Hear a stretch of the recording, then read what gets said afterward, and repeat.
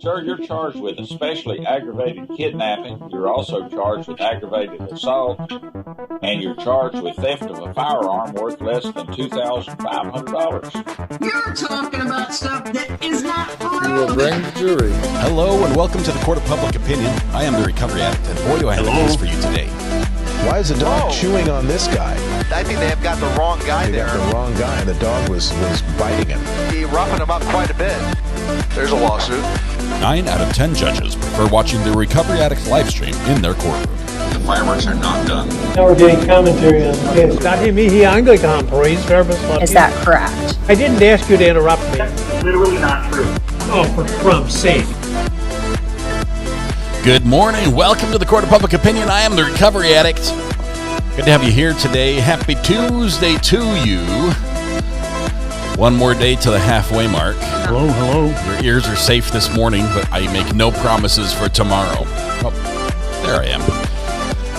Good morning, welcome. We'll get this fixed in a minute. All right.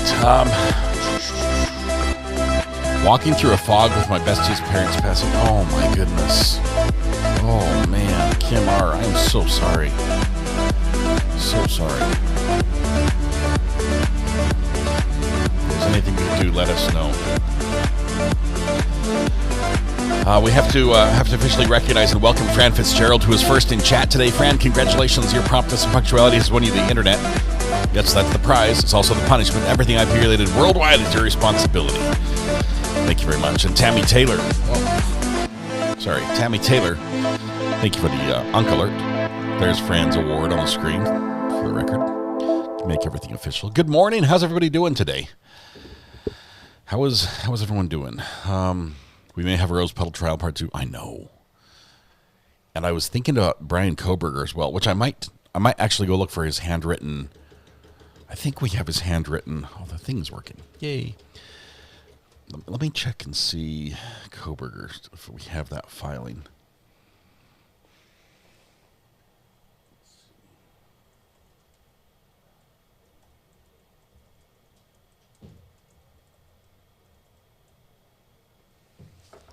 Doing a quick check.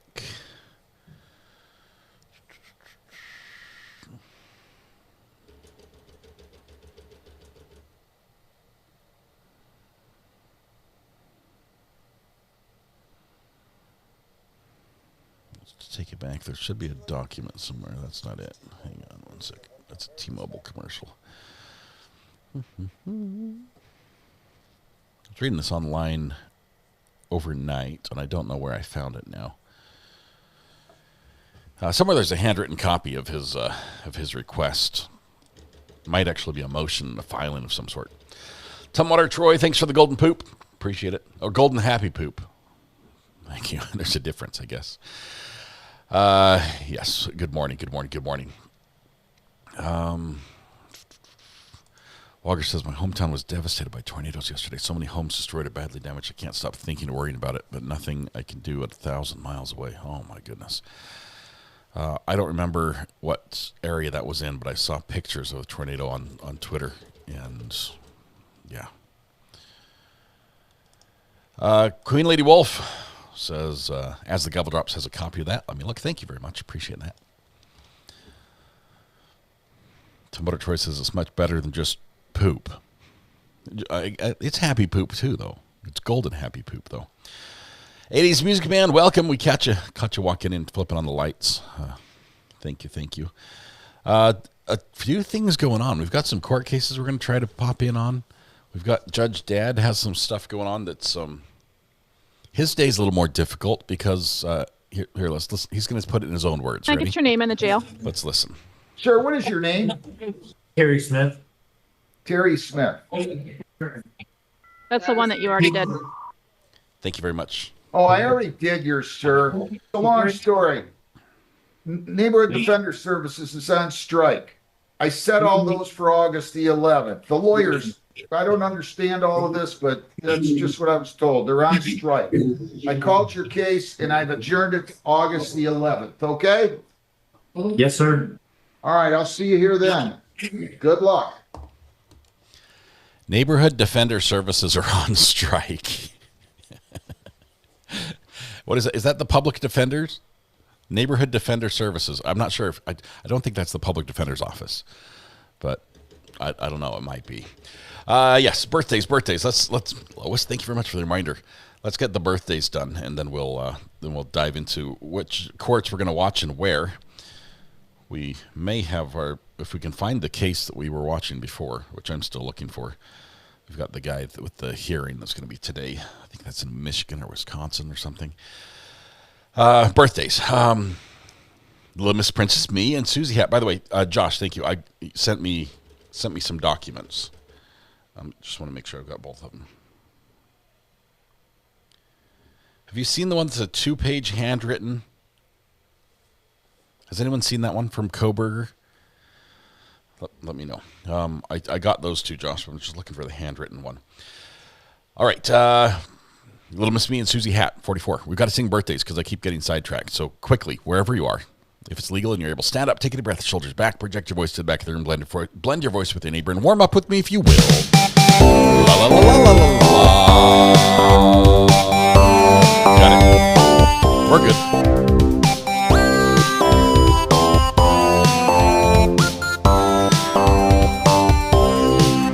Happy birthday to you. Happy birthday to you.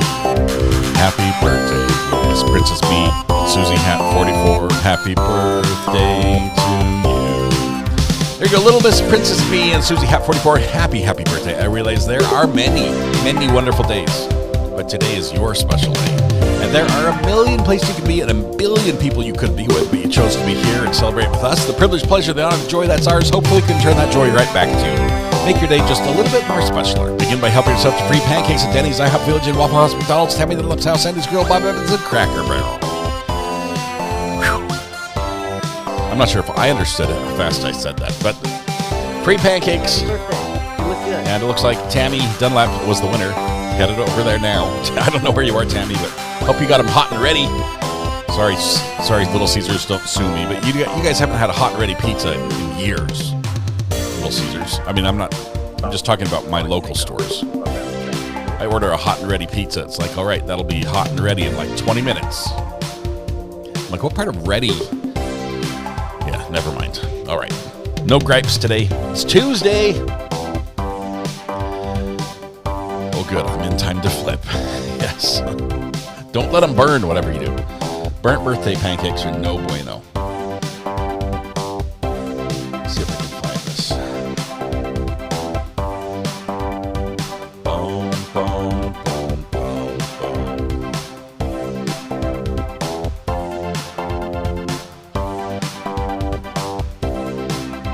Judge DeSanto with the annoying hearing that we're waiting for today is going to be on at 11. Thank you, Josh, for that, by the way. So don't let us forget Judge DeSanto. We'll go back to that. We have a drum solo we have to finish here. Grab your air drum sticks and help me out.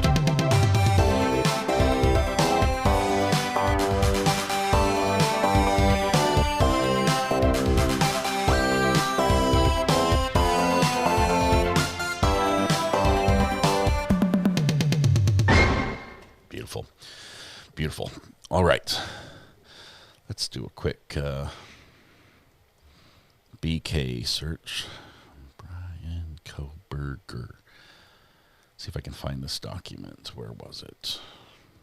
I think I'm about to catch a whooping. Here we go. Found it. Mike Baker. I now have a copy of Brian Koberger's petition to revoke his guilty plea. Here's a part of it.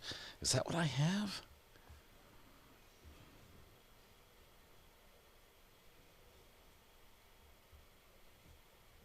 Yes. Okay, Josh, you did give it to me. It was just further down. So let's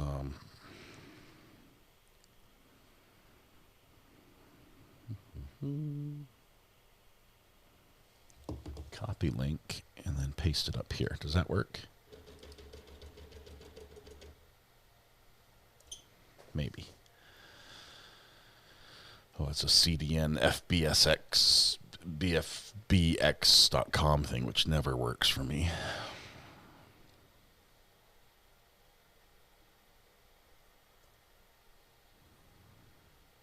forces a download, which I now can open. All right, we've got some reading to do. A little bit of reading here as we get set. Oh no! Gracie says my daughter Narissa was overlooked. Please wish her a happy birthday for my granddaughter.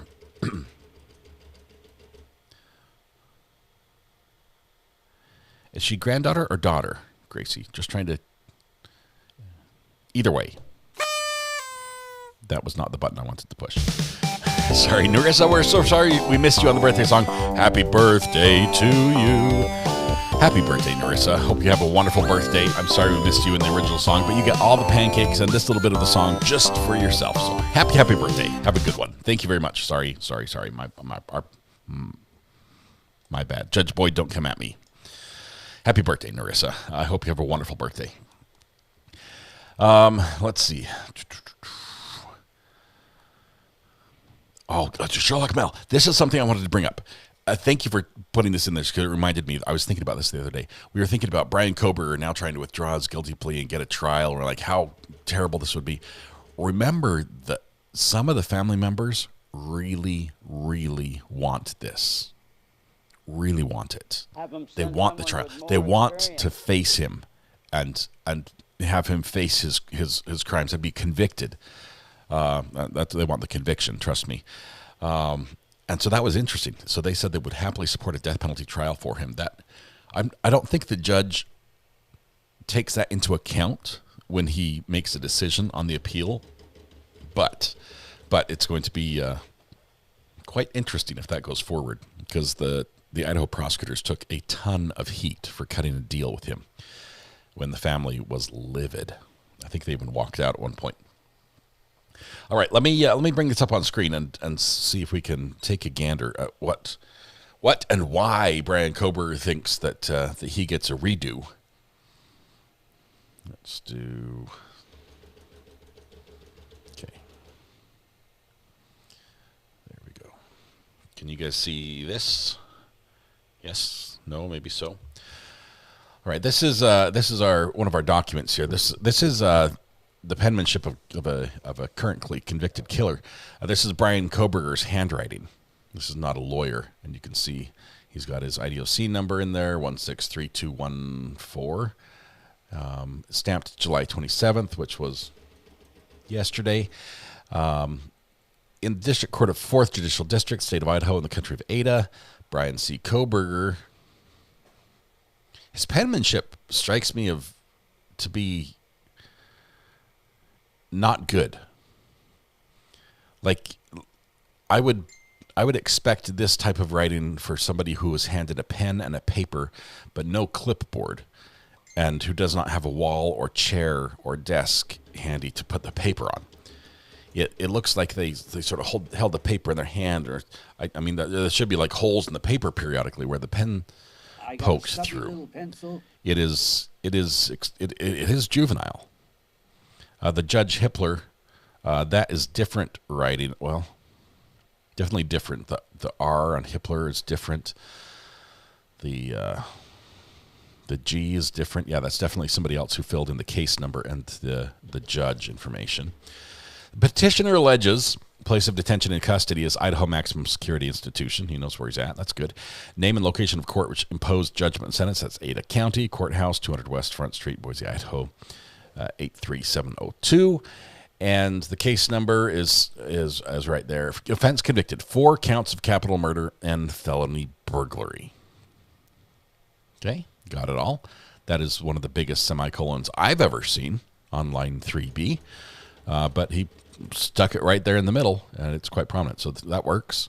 Looks like he started with a colon and ended up with a semicolon. The date upon which the sentence was imposed was July 23rd, 2025. We remember that was not long ago, just about a year. And the year to the day. Terms of sentence. Life without parole plus 10 years. Yep, that's how I remember it. Check whether finding is guilty was made of guilty. Did you appeal the judgment of conviction or the imposition of the sentence? No. If so, was the docket appeal? That doesn't apply. State concisely the grounds on which you base your application for post-conviction relief. A, ineffective assistance of counsel during criminal proceedings. B, Plea not knowingly or voluntarily entered because it was induced by unkept promises. C. Plea not voluntarily entered because of threats asserted by petitioner's legal counsel. This now puts Brian Koberger in an interesting position. And more importantly, it puts his lawyers in an interesting position because they are now accused of doing something illegal. We threatened our client into taking this,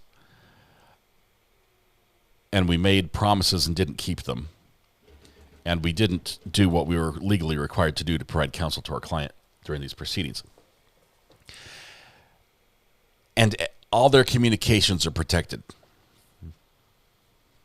So either this will further Brian Koberger's cause because he can say all these things happened and they can't talk about it because I won't release them, or the counsel has to, go in chambers and tell the judge, he's full of it, judge. We did everything for him and he's lying, which is sort of working against their client. Interesting. Apparently he has $40,000 on his books. He wants to hire a different lawyer to defend him.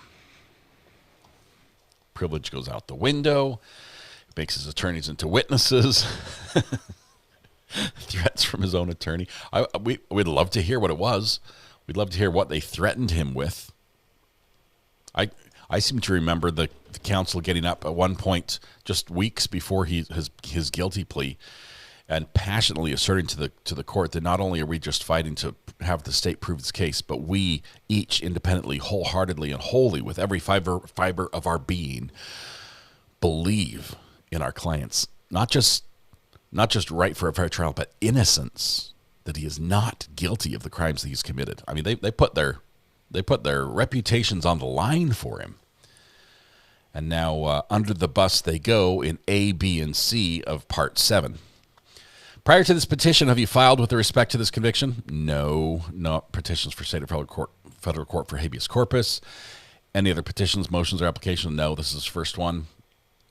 If you filed a prior petition, that doesn't apply. Let's go down here to Part 9. If your application is based on the failure of counsel to adequately represent you, state concisely and in detail what counsel failed to do in representing your interests. Well, here we go. A, failure to disclose of or review exculpatory evidence, i.e., unknown hair in Chapin's hand during plea discussions. B, counselor's insistence that petitioner's plea need not be truthful despite petitioner's vehement denial of actual guilt.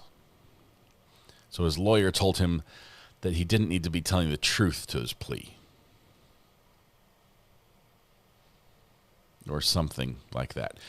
C, promises made by counsel regarding LWOP status, i.e. immediate contact visits, freedom of movement and employment, and elaborate lies of death row life. DR life. He put death row in parentheses in case anyone didn't know what DR life meant when it comes about. Apparently, DR life was made to look to be something very scary to Brian Koberger, and LBOP, life without parole, would give him immediate contact visits, freedom of movement, employment. Life would be good, and so he took that one, even though he wasn't guilty. He says, and then he found out that those DR guys, they've got it great. That's the good side. The grass is greener in DR. Trips to Aruba. Yeah.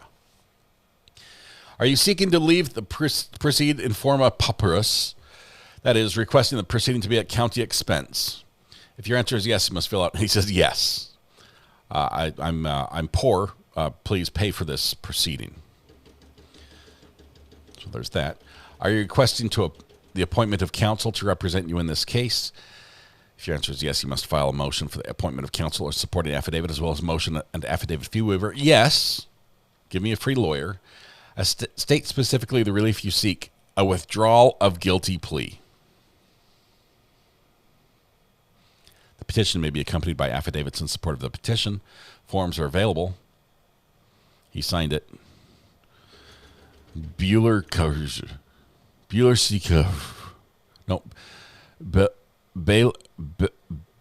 Belasiwa. I can't read his signature, but underneath Brian C. Koberger's. Koberges.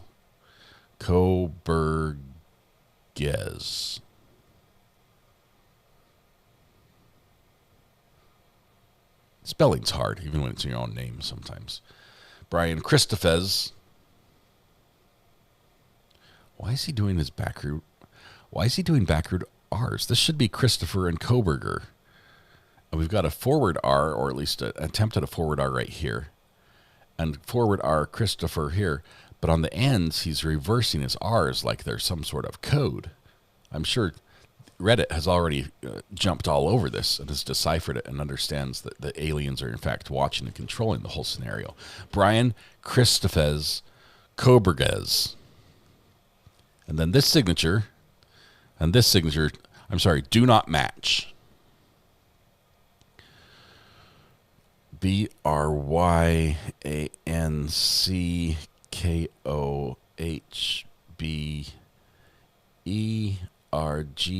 I can make out each letter in his signature there. I think the bottom signature is his. I don't know what this is.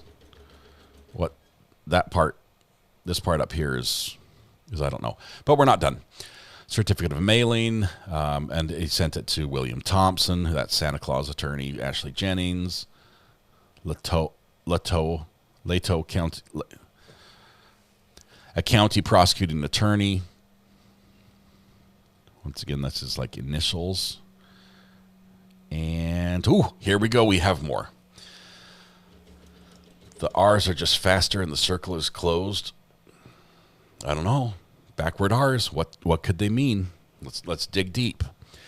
Brian Koberges. Brian Koberges, being first duly sworn on oath, deposes. Oh, he was under oath. Deposes and says, "It is hereby declared that during attorney-client discussions, most of which included all members of Brian Koberger's immediate family." Oh, so I have witnesses who will vouch for me that this happened. During attorney-client discussions, most of which included all members of Brian Koberger's immediate family, petitioner was convinced to falsely confess to capital murders and felony burglary by coercion, disinformation, false promises, and the withholding of the plea. Oh wait, of exculpatory discovery. The following is material to the inception of the plea. This is tough, guys. So we have semicolons and colons and commas, predominantly. I mean, look at these. Check this out. I mean, this comma, it has its own zip code. That is. I mean, when you're going to use a comma, you use the comma. And this one I think began as a colon and also converted at some point later in life. It morphed much like a one of those little Pokemons into a semicolon later. The following is material to the inception of the plea, and then we just have the baby colon. It's not the full semicolon yet. 1. Counselor's failure to inform petitioners of exculpatory discovery received during plea discussions, namely clumps of unknown hair found in Ethan Chapin's hands, as well as a failure of further inquiry. Petitioner was convinced that actual guilt was not an important factor in considering plea acceptance, colon. Death row was imminent, and, wrapped in commas, and advised to lie. Petitioner was to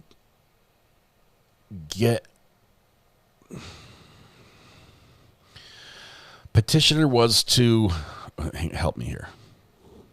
Gain, I think that's Gain. He does his eyes like a faded colon. Okay, because you've also got over here. You've got petitioner over here. So I think that's an I. Petitioner was to gain a legal victory in entering a false plea. Good job. You win. You're controlling this outcome. A gross misrepresentation.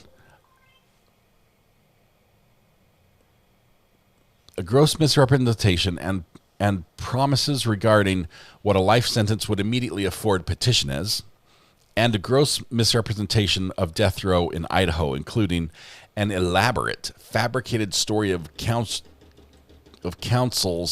horrific experience touring an actual 8x8 death row cell, and communicated to petitioners and his family, allegedly by IDOC, Idaho Department of Corrections, through counsel, thus constituting threats and promises made to induce. We had a spelling error, and when you have a spelling error, the only appropriate thing is to color over it heavily with pen to conceal any. What do you think it said underneath? Let's.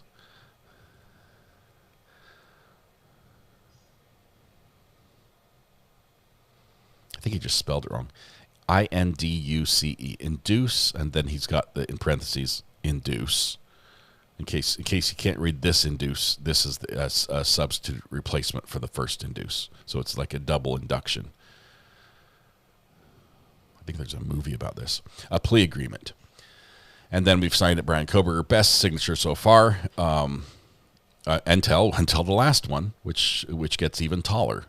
Brian Koberger signed here under penalty of perjury. What this means to me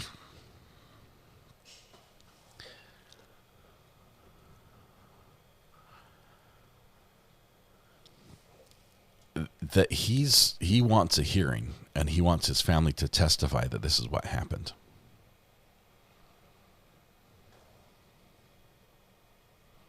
Now, is it possible that if family was present, if other people were present, then the discussions were not privileged and confidential? Did he write seduce in there? Hang on, let me check. Oh, it might have been. I don't know. That looks like an I.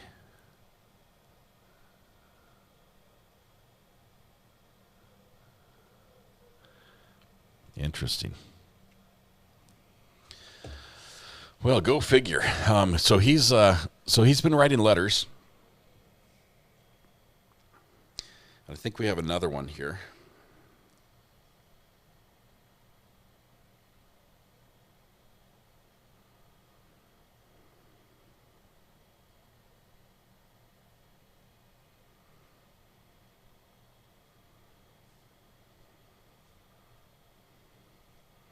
Got to copy it to my computer. Copy link. Paste link. Go there.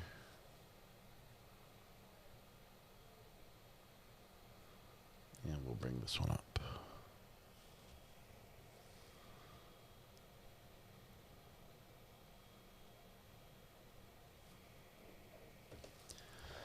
All right, here's another one. Also handwritten by Brian Koberger. This is a form. Comes out Brian Koberger, petitioner, appellant in the above matter, and moves the Honorable Court to grant petitioner's appellant's motion for appointment of counsel for the reasons more fully set forth herein in the affidavit in support of motion for appointment of counsel. Petitioner appellant is currently incarcerated. That's right, Brian, you are, in the Idaho Department of Corrections under the direct care, custody, and control of Warden D. Governor. Warden is not D. Governor, or the governor either. It might be Warden Governor. Governor's his last name. Of the Idaho Maximum Security Institution. The issues to be presented in this case may become too complex for the petitioner appellant to properly pursue, meaning this is complicated stuff, legal work. This is not something one would want to take on your own, say, pro se. And so I would love to have somebody to help me. A petitioner appellant lacks the knowledge and skill needed to represent him or herself. You didn't circle which one that was, but whatever. Petitioner appellant required assistance completing these pleadings as she was unable to do it himself. Somebody had to help him do this. That was dated the 22nd of July. Being duly sworn upon his or her oath, deposes and says as follows: I am the affiant in the above entitled case. I'm currently in Idaho maximum security prison with the governor watching me day and night. I am indigent and do not have any funds to hire private counsel. Any funds or $40K. I'm without bank accounts, stocks, bonds, real estate, or any other form of real property. I'm unable to provide any other form of security. I'm untrained in the law. If I am forced to proceed without counsel being appointed, I will be unfairly handicapped during competing with trained and competent counsel of the state. Further, the affiant saith not. Further, your affiant saith not. There are two ways to handle this. Either we give Brian Koberger an attorney at the taxpayer's dime. Thank you, State of Idaho citizens, for working hard for that. Or I say the prosecution has to just pick some random person off the street to prosecute. I think it would be cheaper if we went the second one, but I still think he'd win. I think it would be okay. Anyway, going on, he says, court, let's see, wherefore petitioner respectfully prays that this honorable court issue its order granting petitioner appellant's motion for appointment of counsel to motion an affidavit, I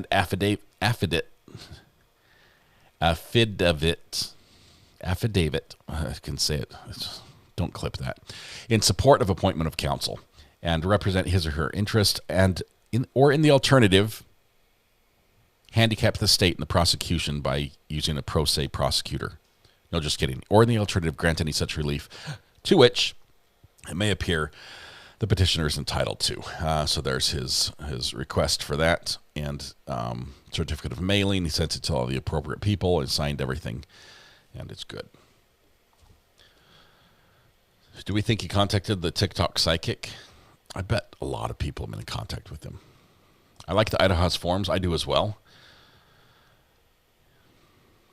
He already got $6 million in legal defense. Yeah, they went to the bank on that one. Troy, we're gonna ban the word clip. I want to be where the people are. After David, there it is. I love that the clip button has gone away. It was a terrible design.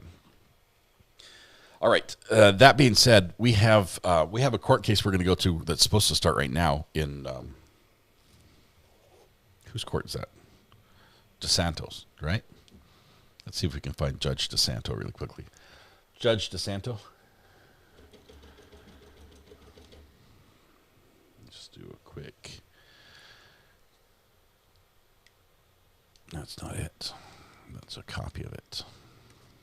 27th District Court in Michigan. She's not live yet.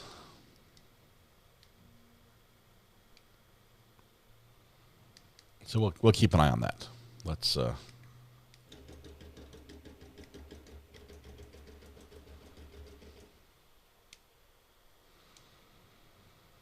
till then, I heard Judge Boyd had something funny going on in court. We might want to pop back in and see. Who was the? Does somebody have a screenshot of the defendant we need for Judge Boyd this morning? Maroon shirt. We're looking for a maroon shirt in Judge Boyd's court. I think it's this guy. That's not what he's. Hey, I was There in and back. junior high. So what do I know?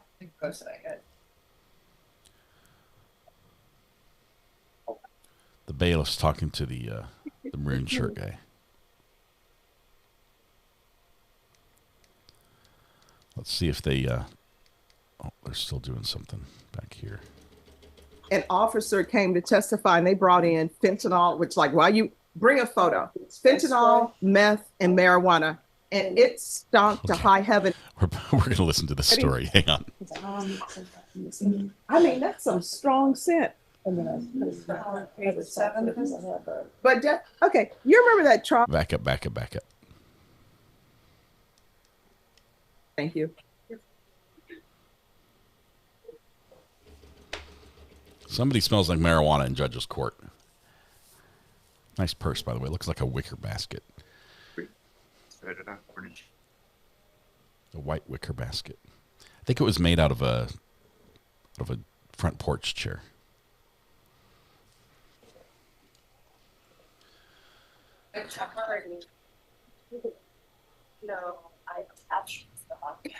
All right, everyone, please have a seat. And please stop coming to court after doing a binger on marijuana. It's giving me a headache. Giving everybody a headache, Judge. Yeah, I'm like, man. And then yesterday somebody came in smelling of marijuana. To call Mary Jane? And it was like strong marijuana. It was like skunk Okay, weed. I may not be hip, as the youngsters say, but I know about Mary Jane because of Rick James. But when I first heard that song, I thought he was actually in love with somebody named Mary Jane. And then one of my aunts told me, no, Stephanie, that's not what he's. Hey, I was in junior high. So what do I know?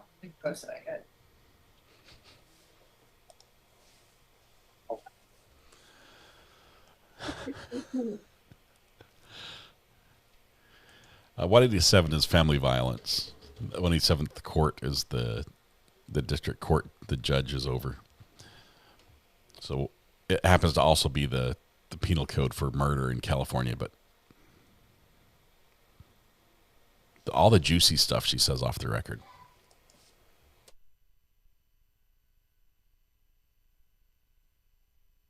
The guitar riff was great. See that, Mark? Second row, sir. Anyone else ready? I mean, that's some strong scent. But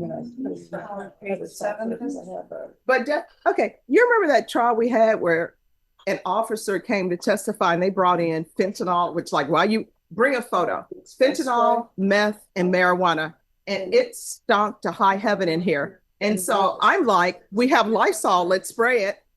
I'm not going to mention any names, but obviously some people have had experience with marijuana. You know, they told me, Judge, all you're going to do is smell Lysol and marijuana. She's like, you just got to let the marijuana end on its own time. And I'm like, That 4 stops it. What can I say? That 7 backs up at 8. I don't. Deputy Laura, you think I'm going to smell like marijuana when I leave court today? Yes. No. It's probably in your hair already. Oh, no, don't say that. I'm going to get a shampoo then. To the court reporter, I hope you don't go away here smelling like marijuana. I'm sorry. I mean, like, where have you been out all day? Where have you been? You said you were in court. Yeah. There's somebody in All court right, the party's on Jeremy who just lit Alvarez up Perez. just outside the courthouse to get one last, calming of the nerves, and it's being spoken of quite a bit. Court is calling 2022 CR 8631 State versus Jeremy Alvarez Perez. Can I have parties announced? We're going to build something for defense. I'm sorry.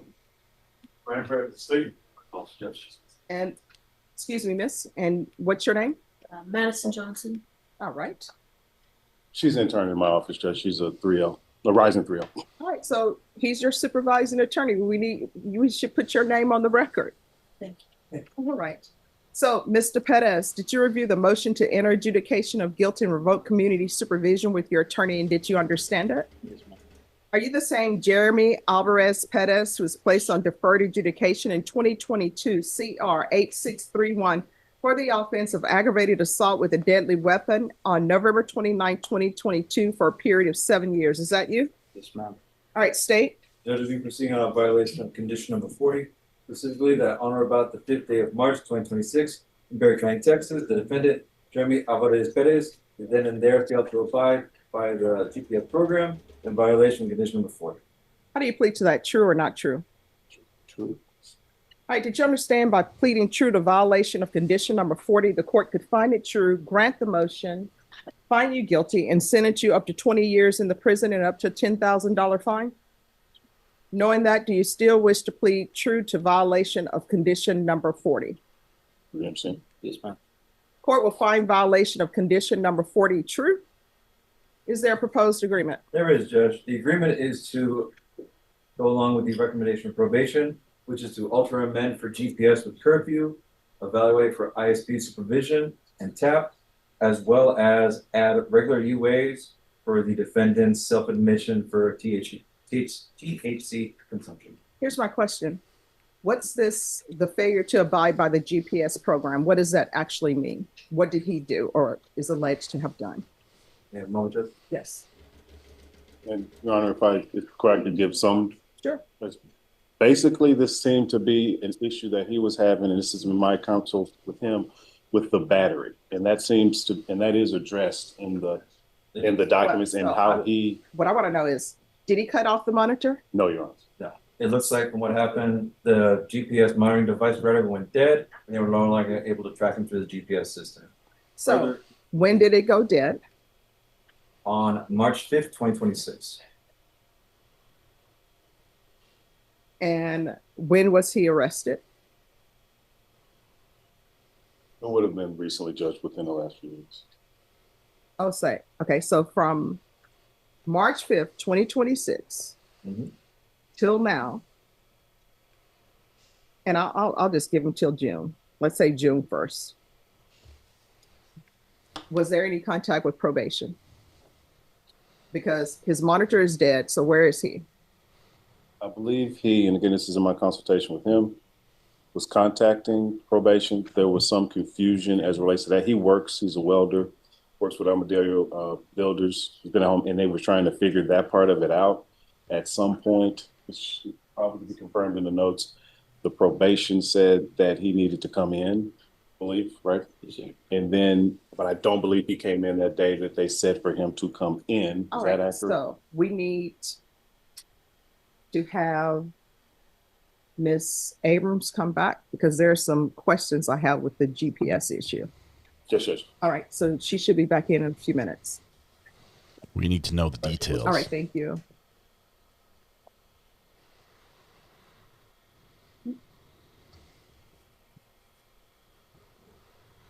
Just a small conservative bundle of flowers on her desk, just a single bundle. With the wicker basket purse. Oh, Miss Abrams. There's some questions I have on Jeremy Alvarez Perez. So they will address those with you and if I could have the answers. Anyone else ready? I guess those on page Judge, 2, 1 and 2. You wanted to know if. I want to know because Miss Abrams, they're saying that his battery went dead on his GPS March 5th, 2026. He has to charge Defense it. said he was only recently taken into custody. And defense said his client is telling him that the defendant was calling in. So I want to know if that's true. All right. Yes. Who is it? I want to see the First two, and person who's in court who that's it. reeks like marijuana. Come up. Have the judge call him out. Jose Angel Garcia. Why are you smoking that stinky stuff?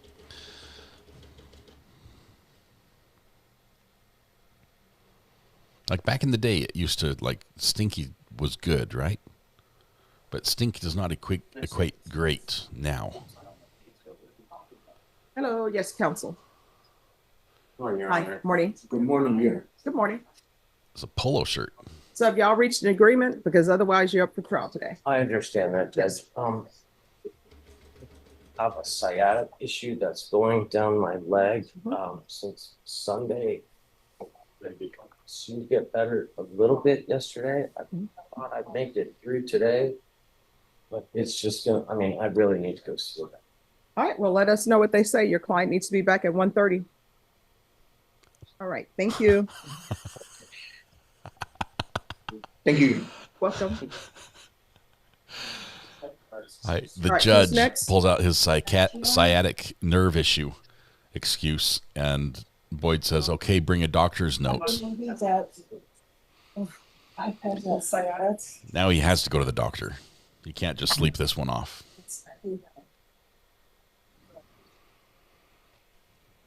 That's gonna be on page 7, first 100.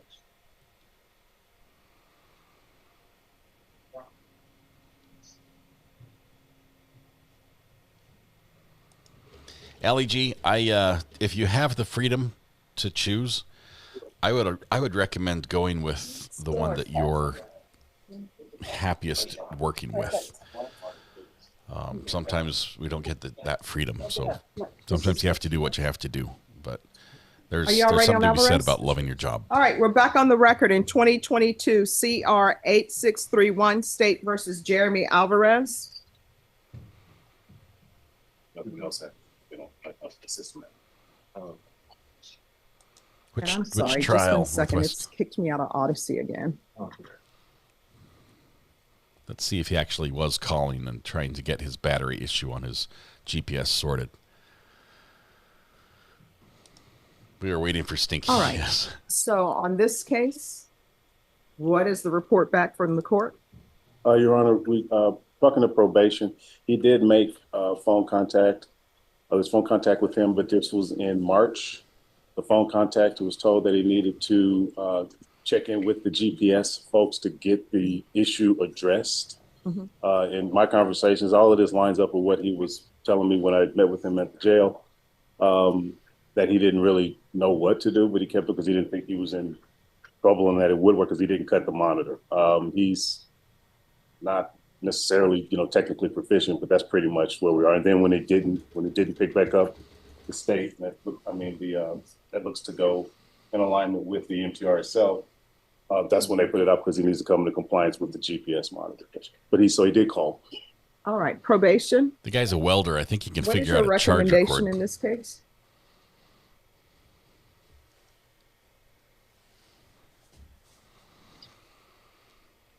Judge, on the court summary, it says Sure, to you all think turn you- them in for GPS with curfew, evaluate for ISP supervision, and a TAP, and follow all the recommendations of the TAP.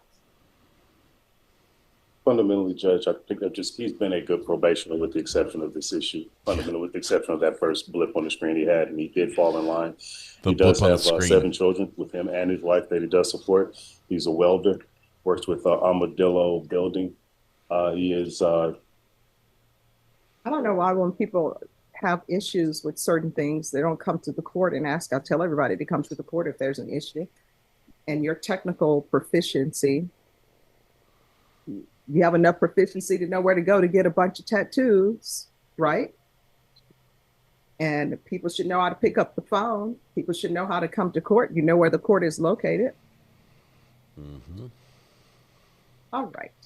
I'm going to give you a choice. These are your choices. There are no other choices. Number 1, you'll stay in custody until the TAP evaluation is completed. You will be placed back on GPS. And I will do GPS with a curfew. The exception, Ms. Abrams, will be his work hours. If his work hours are outside the curfew, then he's allowed to go to work. Or I can revoke you and sentence you to 4 years in the prison. Which do you prefer? I mean, well, your attorney here's the thing. It's nice to look to your attorney for advice, but you know yourself better than your attorney does, better than probation does. I don't have a problem with doing probation. Well, no. These are your 2 choices. I can sentence you to 4 years, or I will continue you. You're going to do the TAP evaluation in custody. You're going to have a curfew, and you're going to be considered for ISP. Did they ever do a gang evaluation? I don't. All right. So, which do you prefer? Yeah, TAP evaluation.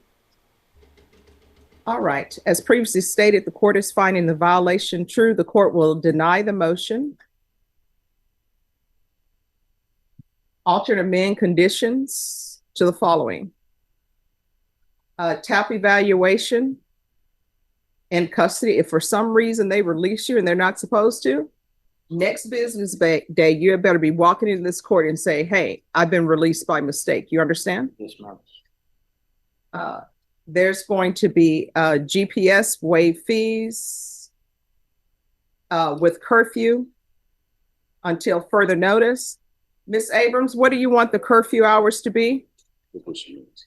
Judge, 8 p.m. 6 a.m. to 8 p.m. to 6 a.m. All right. So excuse me. Yes. So you say 8 p.m. to when? 6 a.m. 6 a.m. That's your curfew. The only exception to that curfew will be if you're out because of work and you'll need to provide proof. So is that partial, Judge? No, it's just GPS with a curfew. Okay. All right. Partial with curfew. All right, we're going to hop a little bit. Let's see what this is. Out in the hallway, and they do little more than communicate. Let's back up just a little bit here.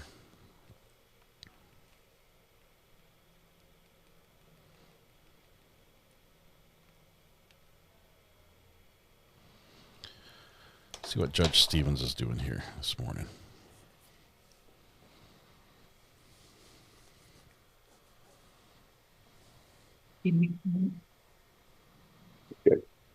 May have a little bit of a Record shall show that the jury is seated in the courtroom. All parties are present. trial. Thank you, ladies and gentlemen. We had to take up some matters, as that's normal, as we begin a trial outside the presence of the jury. We are ready to proceed. Thank you for your patience.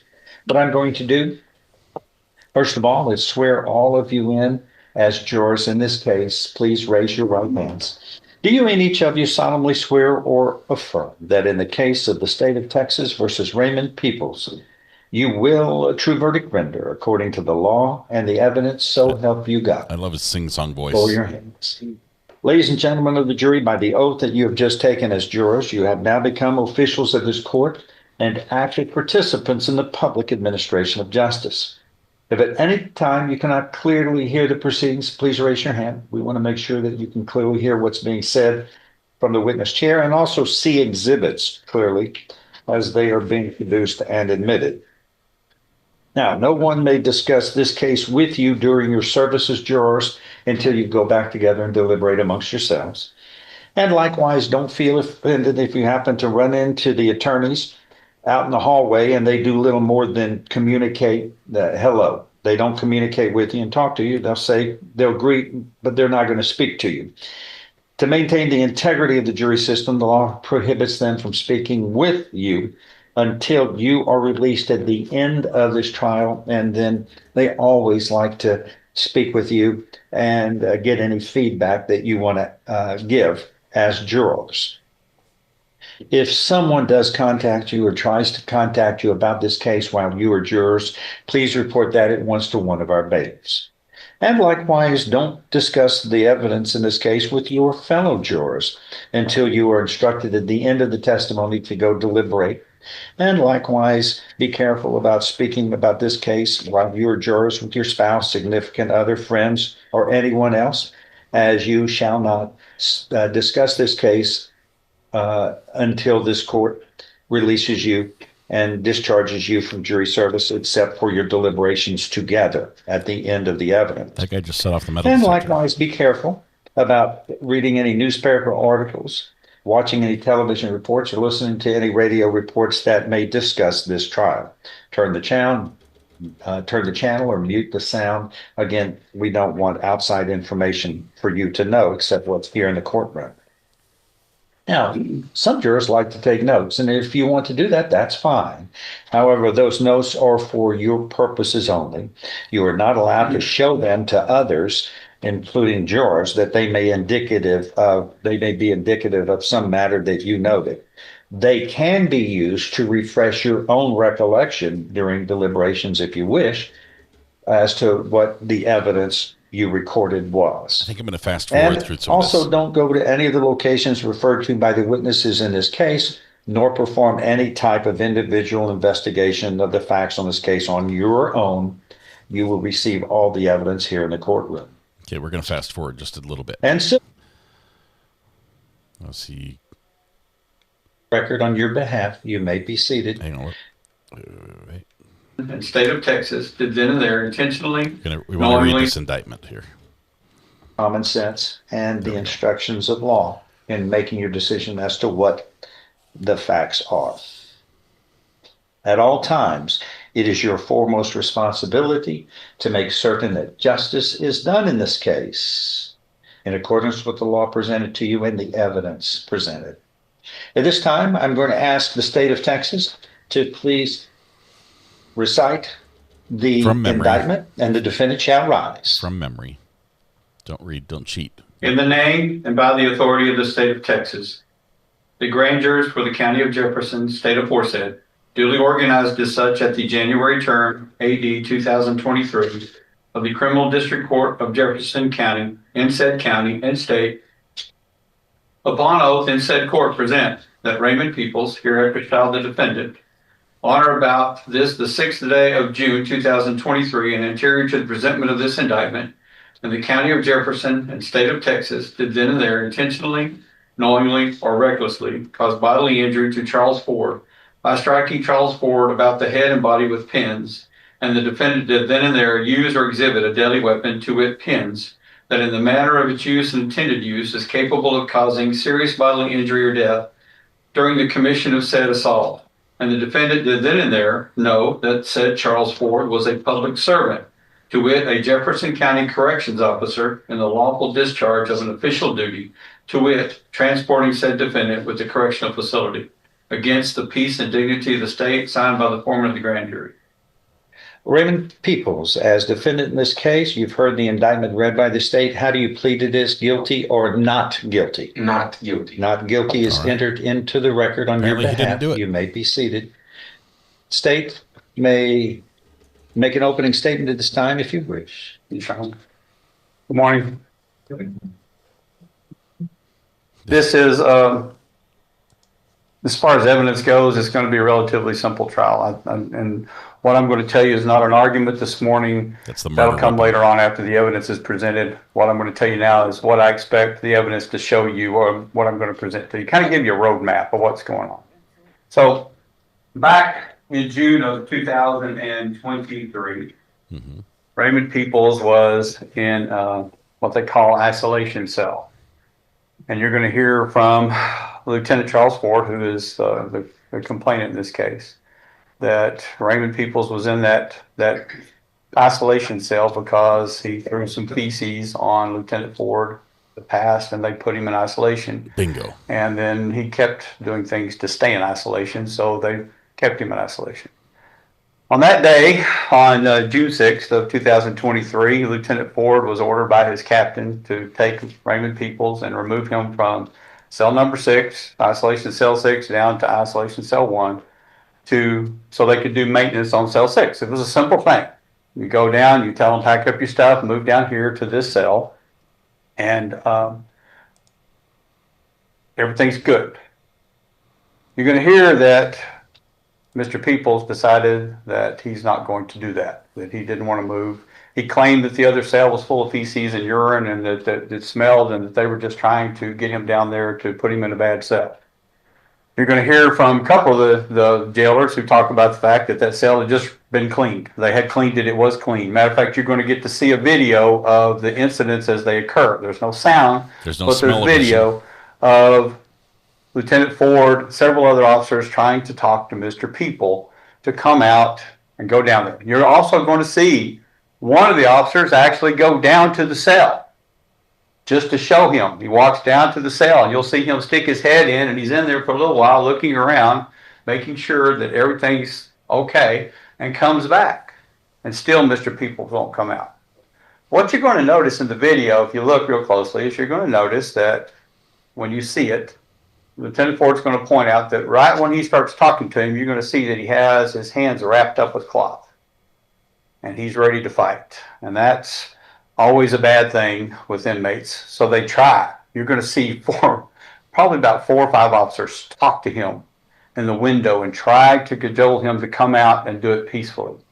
And he puts his mattress up against the wall of the cell, the door of the cell. As one does. You're going to see that in the video. You're going to see the mattress go up against that little window because there's a camera pointing right towards his cell. It comes up. They still try to talk to him.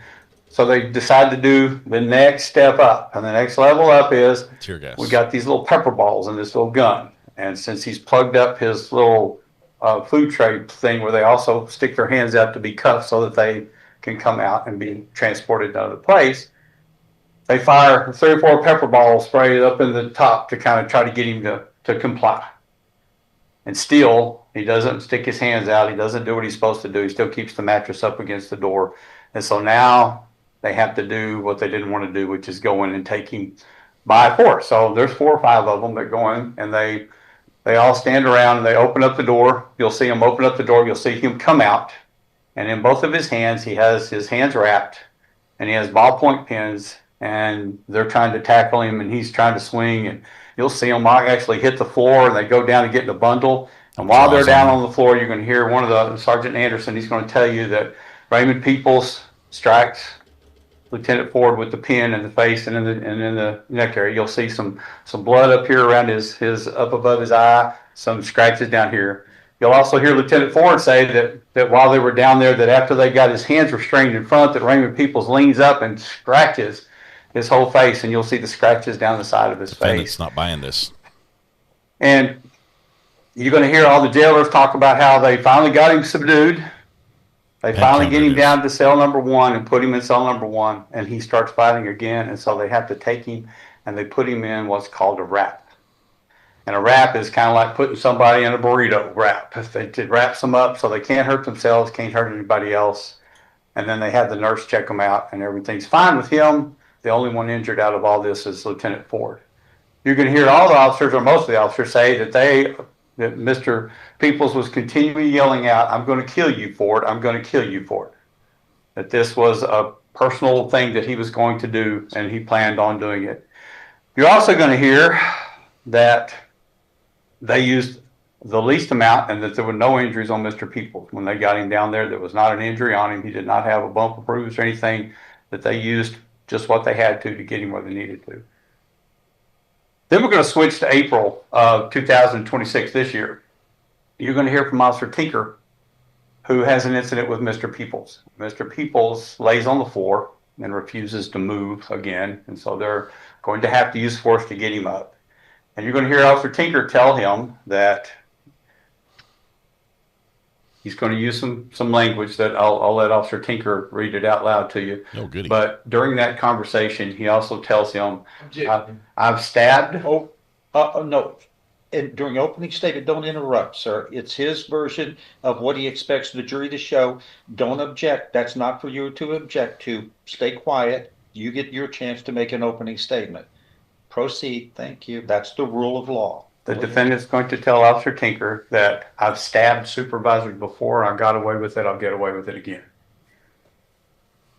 You're going to hear all this, and at the end of all this, and once you see the video and you listen to the officers and how this all went down, you're going to see that Raymond Pickles was trying to kill, gouge, hurt, harm, cause bodily injury to Lieutenant Ford, and did so with a pen and also with his hands.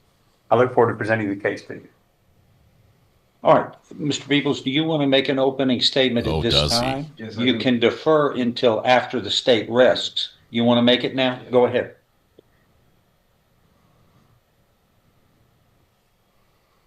They's lying. Name is Raymond Pickles, 37 years old. Been incarcerated since 2019 as a completely innocent man on the charges that I was originally brought in here for.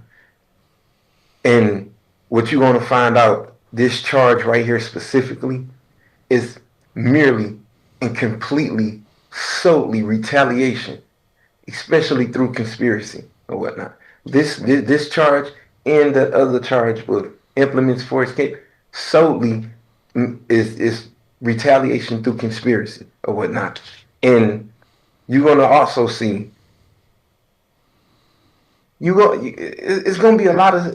It's going to be a lot of stuff that is going to be unbelievable that I'm doing my testimony that you're going to hear or whatnot. But I won't testify to nothing that I don't have evidence to. Everything is going to be evidentially brought up within paperwork, timing, circumstances. Everything is on record. Anything that I bring up as a defense in justification to anything is on record. Yeah. Nothing that I will tell you will be a lie. What you will realize is that the justice system right now or whatnot, outside of the actual criminals or whatnot, for whatnot, there are some people that comes to jail or whatnot that actually is innocent. But there's quite a few people within the justice system with power that don't care at all about innocence, period. All they want is convictions. And the fact that a lot of you have have family or whatnot. There it is. That works within the legal system. I'm pretty sure you were aware that mistakes does happen with people that, you know what I'm saying, actually get charged. Innocent people get charged with crimes that they didn't commit. And even Mr. Stevens had to apologize months ago to a man that spent 18 years in prison and convicted in this county as an innocent man. Hold on. That's outside the evidence, and that is a complete misstatement, sir. You deal with the evidence on this case. Okay. So please, sir. Yes, yes, sir. Yes. Keeping in mind, this court received the Attorney General Award, the highest award given by the United States government by President Clinton for my prosecution of the James Byrd murders. So don't be alleging that I'm doing anything inappropriate, sir. Stay with the facts of this case. Move forward on the facts of this case. Let the jury understand what this case is about and make a ruling on this case and the facts here. Go ahead. So talking about facts, there was 6 officers that was present that day, right? The guy that he mentioned, Lieutenant Tinker, he was nowhere around that day. Matter of fact, he wasn't even working that day. So for him to be coming to testify, he has nothing to do with this case. That's why I was trying to object, because there's going to be situations that I need to bring up, you know what I'm saying, that correlates with this situation, but he's going to tell me it don't have nothing to do with the case. But yet he's allowing the district attorney to bring up situations that has absolutely nothing once to do again, sir, do not talk about what the evidence in this case is, sir. That's what the evidence. Retaliation through conspiracy. The evidence that happened on this occasion on or about June 6, 2023 in Jefferson County, Texas. That's what this is about. Right. This isn't a sermon from you on what you don't like and what you like. No. Please stay with the facts. Thank you for following the rules. So that's why I'm explaining this to them, because it correlates with retaliation through conspiracy. Right? So the judge is part of the conspiracy now. Oh, man. This is going to be great. I'm tired of it back and forth. I'm done. I'm just talk to y'all from the testimony. All right. The statement, call your first witness. Lieutenant Charles Ford. Okay.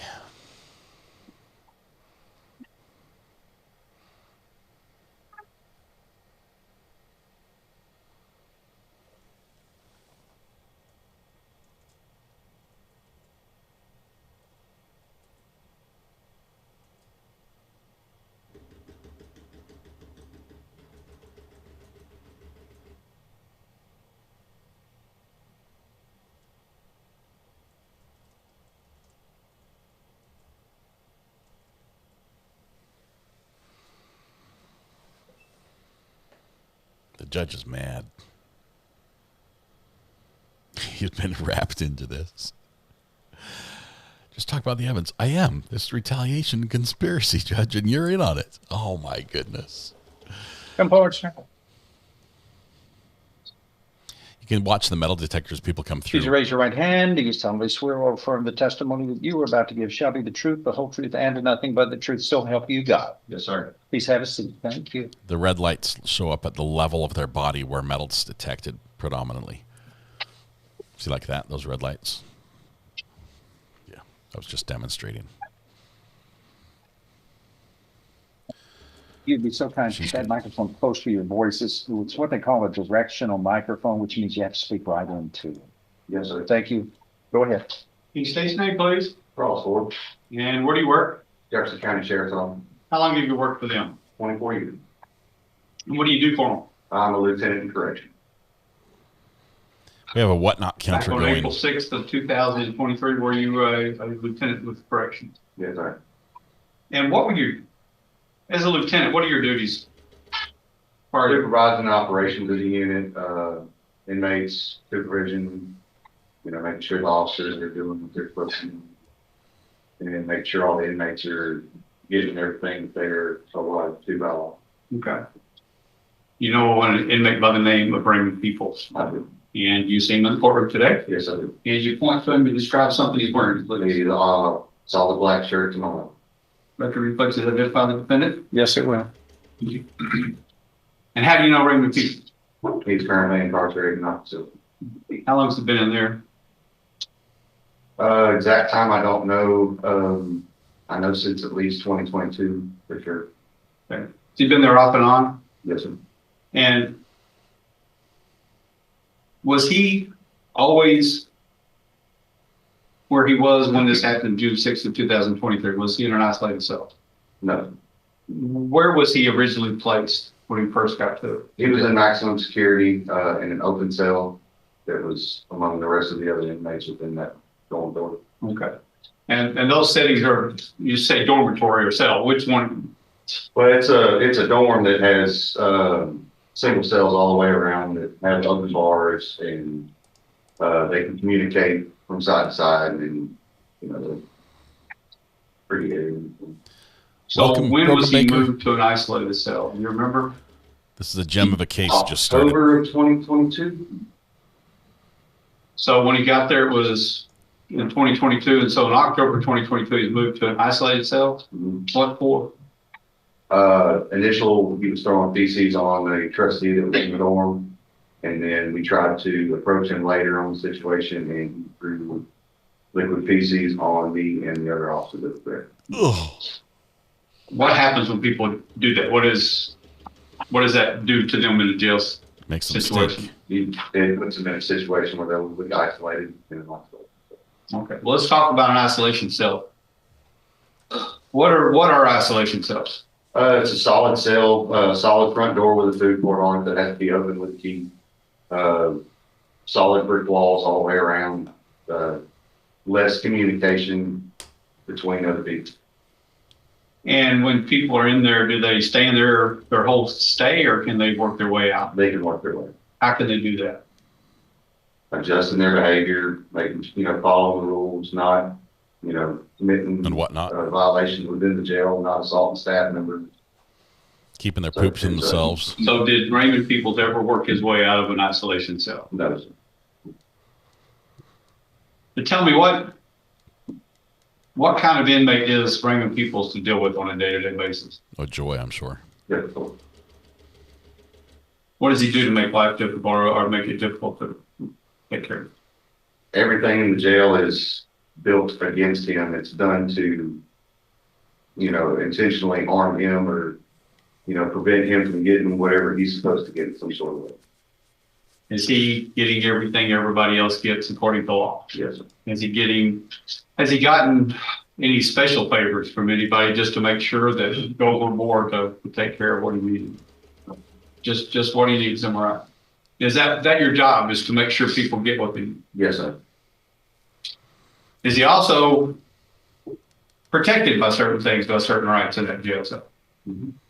Yes? Yes. I'm sorry, she has the type of. I'm sorry. And in that single cell, what is he allowed to have? His property, personal property, hygiene, legal work, everything that every other inmate is allowed to have, as far as personal property and, his day-to-day, need. Now, has he had some kind of personal fixation on you personally trying to harm his rights? And did it all start back with that feces throwing thing? I believe so. And with the feces throwing, what was there? Did he make any accusations whenever y'all moved him to a single cell back then? He accused me of stealing his property and not returning it to him. You know, during the incident, his property was packed and the cell was clean. The whole area had to be clean. Cells next to him had to be clean. In front of the cell, the day room, all that had to be clean. And everything was removed from his cell and cleaned up, and he was placed in a single cell, or an isolation cell as well. So it sounds like it was scattered pretty, must have been a big mess when you were throwing that. So did you pack up his cell and take everything over there? I did not. Okay. I tended to get him secured in an isolation cell, and I went to go clean up. So how many people are along the isolation cell? In that particular area, 12. Are they always full, or just sometimes there's some, sometimes there's not? I usually the cell is full. Well, on June 6th of, June 6th of 2023, what cell was Raymond Pickles in? Nora Isolation 6. Okay. Nora, do y'all have like letters for certain parts of the Yeah, on the door it says NI-06 on it. So the N Nora Isolation 06 is the cell.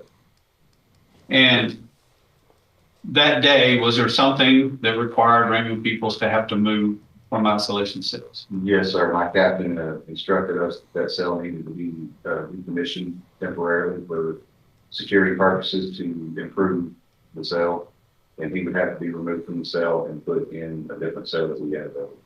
Now y'all have certain jail standards that you're required to follow, don't you? Yes, sir. And sometimes they update it, and certain things have to be done to your cells. Yes, sir.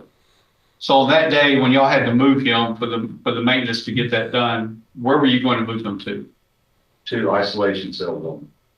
So 5 cells down? Yes, sir. Now isolation cell 1, was there anybody in isolation cell 1 at that time? Not at that time. Whenever you remove somebody from an isolation cell, do trustees go in, or does anybody go in and clean those up? Yes, sir. And those trustees, when they clean, are they inspected afterwards to make sure they've done what they're supposed to do? Yes, sir. So was isolation cell 1 clean that before y'all were going to move Raymond Pickles down to isolation cell? Yes, sir. Matter of fact, during the process of talking to him, did somebody go down and check isolation cell 1 to make sure it would be clean? Yes, sir. So let's talk about that day. Who was it that approached Raymond Pickles to tell him we got to move you from isolation cell 6 to isolation cell 1? I believe it was him. And when you did that, how receptive was Raymond Pickles to your wanting to move? No. Not receptive at all. Was there anything that led you to believe that it might be a problem moving him? What was that? He straight up told us that there was going to be a fight. He didn't want to move, and we were out to get him. Did he have anything that showed you that he was serious about it was going to be a fight? Yes, he had his hands wrapped up with 2 ink pens, kind of sticking out the bottom as if you could use it as a weapon. Okay. Now, the wrap, what was the wrap? Could you tell what they were? I couldn't tell what it was. I could tell it was a white cloth. Okay. Just white cloth on both hands? Yes, sir. And you could see the ink pens. Mm-hmm. What kind of ink pens were they? Just regular little thick plastic pens. They're dark gray. They're transparent. You can see through them so that they can, see if they can. Little shorties? Hide anything in. Not good. Exactly like that. Like the kind the defendant has on his table right now to write notes with? So when you see that, what do you got to do now? Get prepared to extract him from the cell safely. Whenever you get a situation like that and somebody's ready to fight, do you just go in, rush in, and go grab them out and drag them out? Sir. So we try to talk them down, spend some time together, try to de-escalate the situation to see if, we can resolve this without any force, and, just try to do it peacefully. So did you come back? Did you have another officer with you that tried to talk to Mr. Pickles? I did. And who was that? Officer Senegal. Okay. Why did you bring Officer Senegal? Senegal is very good at talking with people. He has a way of talking people down. He's a very people person. Was he able to talk? Not that. Okay. So did you bring anybody else in to talk to Mr. Pickles? I brought several other people to talk with him. Officer Darty showed up to help. Officer Jay Stevens showed up to help. And after, trying to de-escalate, there was no talking him down. No. Was there a sign that you knew that it was the communications were over? Did he do something in the cell to kind of shut it off? He took his mattress and covered up his food port, which the mattress is about 2.5 foot wide, about 6 foot long, and it was pressed up against the door so that when the food port would be open, there was no access to the cell. If we needed to spray some chemical agents or something like that, it wasn't going to go in the cell. Like Southern Febreze? That food port, what is that you use for mostly? It's used for serving chow. We lay, give it to them. That's where their food tray goes in, and if they're removed from the cell for any reason, they're restrained by the wrist before they come with answer. Okay, because they've proven to be a problem. Is that why you cuff them before you bring them out? That is our general policy on anybody that's removed out of any cell in maximum security. So it's not anything new to anybody. Wasn't just particularly for him.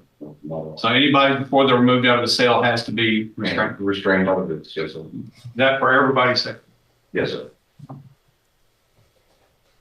So you go to the cell, you try talking to him, he's not coming out. What's your next step that you've got to do? I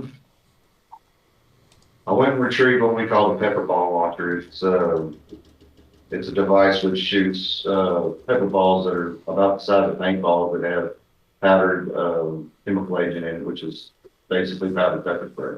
It's a paintball gun that shoots pepper balls. The cell door was open.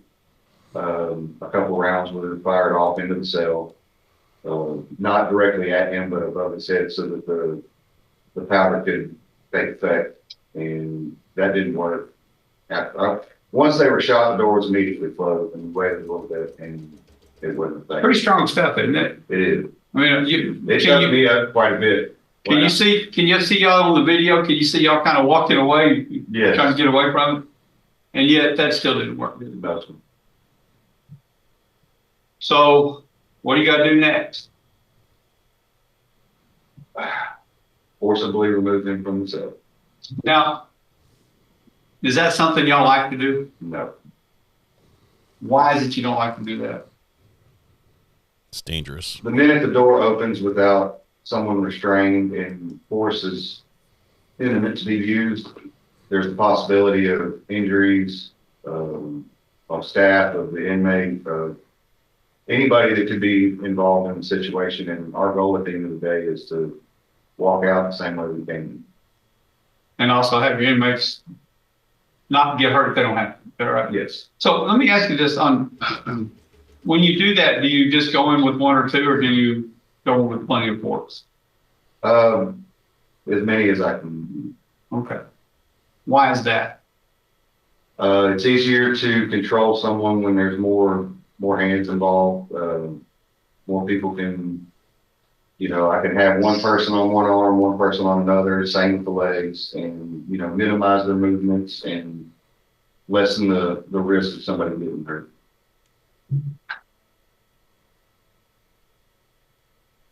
So when we start back at the beginning of this, if he had said, yes, I'll move down to the other cell, would any of this been necessary? Not at all. Now, does it ever look pretty whenever you go use force on an individual? No. And if it's all avoidable, y'all do that, am I right? Yes, sir. So you had to open the door and go in, am I right? Yes, sir. So going in, you don't actually go in the cell, do you? No. Once the cell door was opened, he had his mattress and came out of the cell, or tried to come out of the cell, and the mattress was removed and he was taken to the floor. Okay. What did he have in his hands when he came out the door? He had the pins wrapped up in it. You remember him trying to swing those pins? Once he came out and was taken to the floor, there was an incident where he broke loose of officer's grasp and he charged directly at me with those incidents. Okay. And that's why you're all down the ground, kind of. Yes, sir. Okay. Now you've got all this going on with him. You've got other officers. Everybody's trying to grab different parts. Is there a lot of moving parts going on in there? Very much so. Okay. So while you're doing this, what were you concentrating on your part and they're concentrating on their part? What was going on? The concentration was trying to get him restrained, because at that point I don't believe he was restrained at that point. So then you got him on the ground. You're close quarters with him at that point, aren't you? Yes. I mean, you're all right there on top of him, trying to get him to do stuff. Am I right? Mm-hmm. Yes. Yes. So, was there a part where you felt pain while he was doing all this? When he charged at me, yes, sir. I felt pain to my face and chest, and inside of my head. Now, in your report, I think you said he grabbed you by the head and scratched you on the side. Is that right? I believe so. I remember him coming at me, and I remember feeling sharp pain in my face and several different areas. Okay. So you don't know if it was from the pins, the scratches, or all of the above? Yeah, it could have been all of the above. Was he saying anything while he's doing all this? At one point, he did mention that he wanted to kill me. Was he trying to say that about anybody else or just you? I just heard my name. Okay. Did y'all finally get his hands restrained? Yes. That take a little bit? It took a while. Yes, sir. Now, I know whenever you look back and see it, did you watch the video? We're going to show the video in a minute. Did you watch the video this morning? It just took a little while, didn't it? Yes, sir. Does it seem a little longer when you're in there in the tussle? Well, the video actually makes it feel longer than it did. It felt like it happened so quickly. Everything just... Yeah. So when you got up and y'all got him restrained, was the fight over then? No, sir. What happened after you got him up? We got him up, walked him to the cell, and we went into the cell. And he still was threatening to kill me, and there was he wasn't calming down at all. And so we felt that if we tried unrestraining him, there's going to be some more violence. So what did you decide to do? We put him in what's called a wrap. It's a restraint system that minimizes the movements of their arms, their legs, and their entire body. And it's basically what a spider does to a fly. No movement once you're in that system. Only they don't bite them. To do that, did you do it in the cell or did you take him somewhere?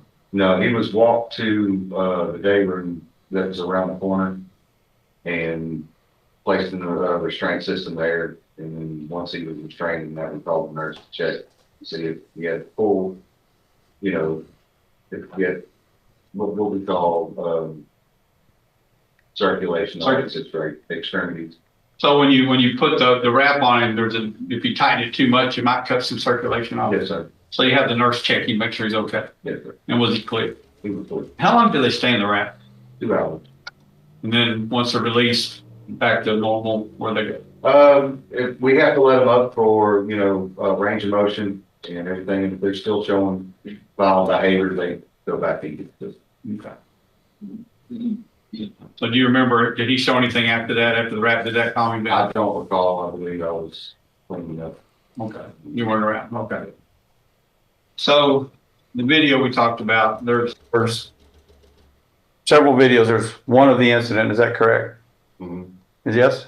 Yes, sir. Is there one of 3 of them of walking him down to where you put the wrap on? There's video from where the incident happened all the way to where he was placed in the wrap, and the videos depict all of the paths we took. Okay. So State's Exhibit 1, that one you watched this morning, and do all those videos fairly and accurately depict what happened that day on June 6, 2023? Yes, sir. Tender States 1, the videos. Okay. It might not be the best view, but we get to see. It is admitted. Permission public. That is granted. Let's see if we get it on Zoom on our dedicated video or just on the monitor over the witness. Squint and zoom. If you're on a phone, you're in luck. You can actually pinch and zoom in to that TV if that's all we get to see. Which it looks like it might be.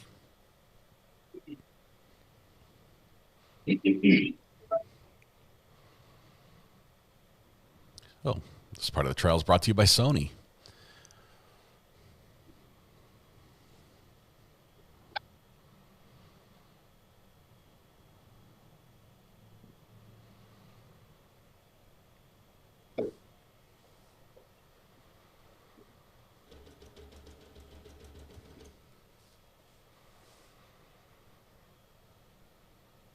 So basically a rap like kids use for emotional regulation.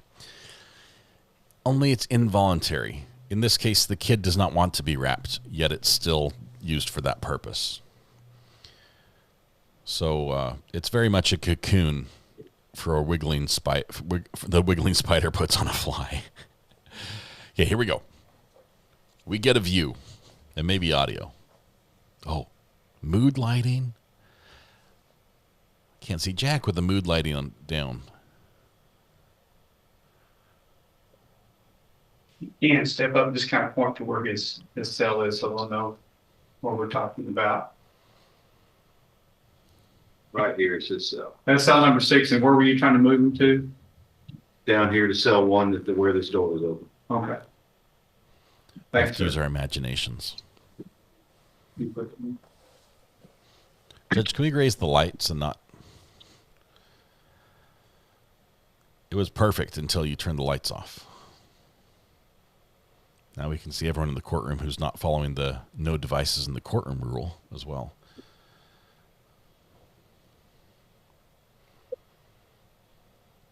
So who is it coming through the door or the gate there or the cell door? That's Officer Senegal. This is Officer Senegal right here? Yes, sir. Who's this right here? That's me. Okay. Is this pre-poop or post-poop?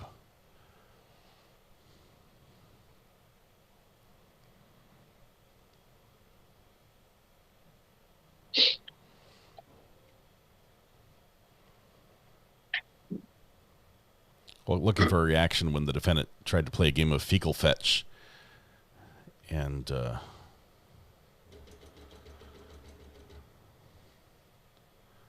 looks like the officers. What can you see through those windows of the doorway right now that tells you there might be a problem? I can see his wrists wrapped up. I can see his wrist wrapped up in his hand. You can see the white wrapped around his hand? Yes, sir, with the pin.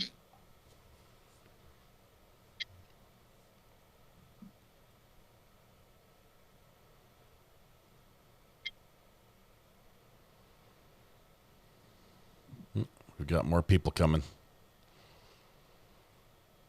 They were just passing by. They want no part in what's about to happen. Does it appear that you're trying to talk him out, coming out? Yes, sir.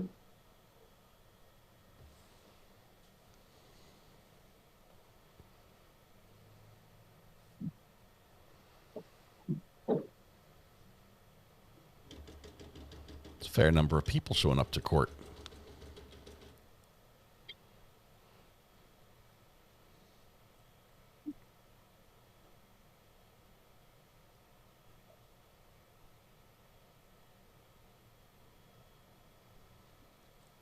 The counters for whatnots, by the way. You'll know why we have a whatnot counter soon. Probably right around the time cross begins. Is this where Officer Senegal kind of taking over the conversation? Yes, sir.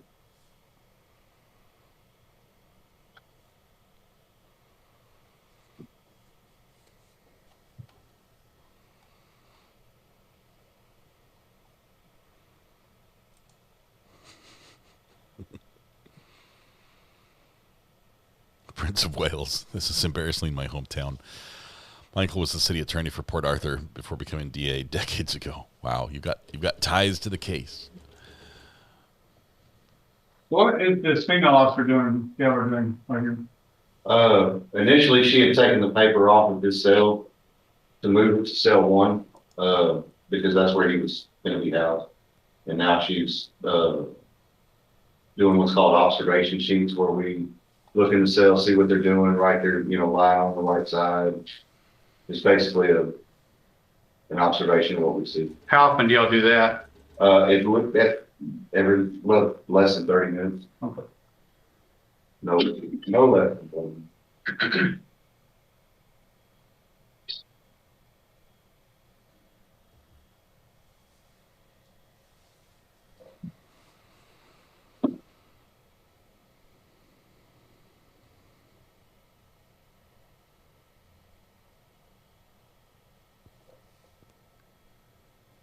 At this point, has Officer Senegal been successful? No, sir.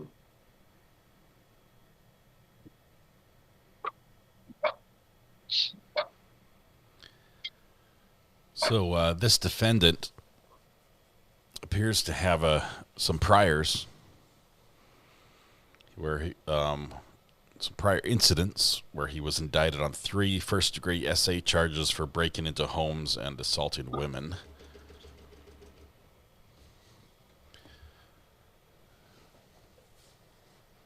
Those might be the ones he says that he's innocent of and did not. Where does that go that you're going through? The one at the top of the screen? Yeah. That goes to the main entrance of the dormitory. Okay. I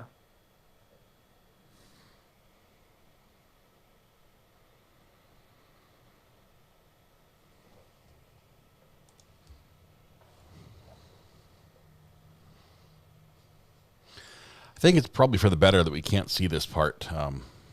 It's been described in the opening statements as including things like through feces and liquid feces and some other parts that are not very appetizing. Texas v. Pickles. Oh my goodness. Who's this officer? Officer Garden. And see also talking to Raymond people. Yes, sir.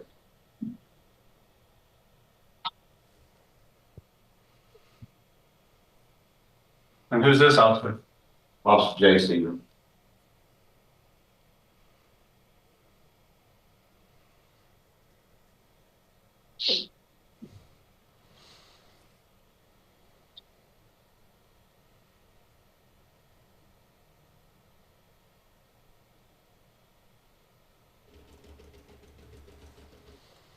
Got it, Red. Thank you. Now Officer Stevens trying to be involved. Yes, sir.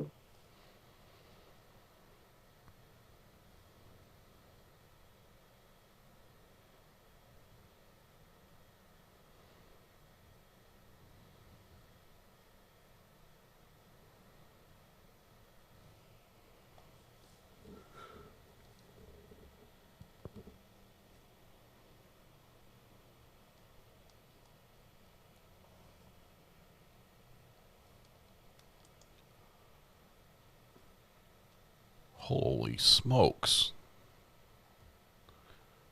Is this a small town? We're in Beaumont, right?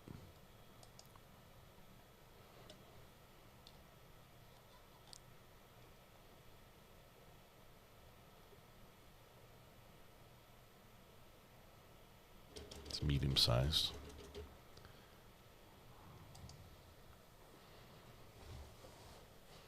Thought we had a little pro se case, but it's getting pretty serious. Lots of officers. You can see the dark shirts walking up and down the aisleway on the screen. Well, that's what you would be able to see if they hadn't turned the lights off. And Where's Officer Garden going? I'm not sure. Is he down there in cell number 1 up here? Oh, yes. Yep. Let's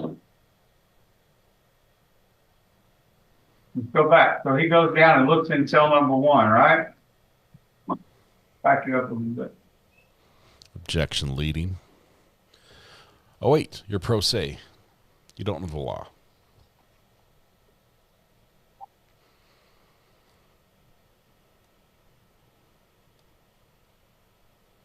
That's cell number 1, isn't it? Yes, sir. Yes, sir.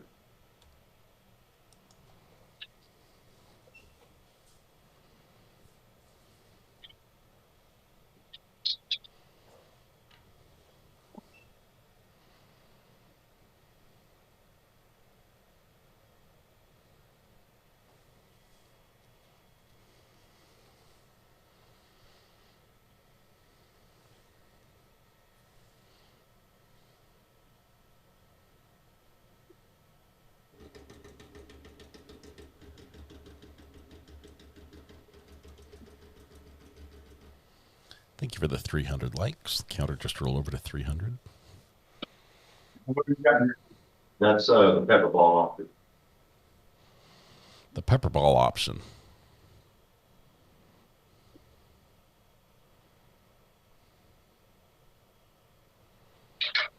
With the paintball gun that shoots the pepper balls, you don't have to hit the defendant. You don't have to hit your target. You just have to hit near them, and they break open. It's not the impact that they're trying to use to gain compliance, although it does leave a nice welt, especially at point-blank range.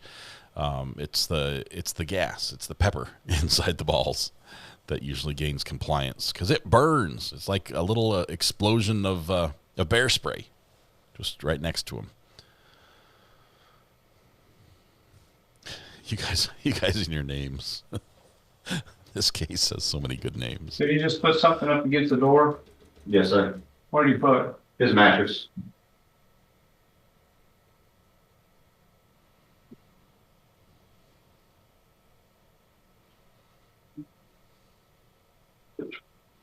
It's blocking the window and the food court.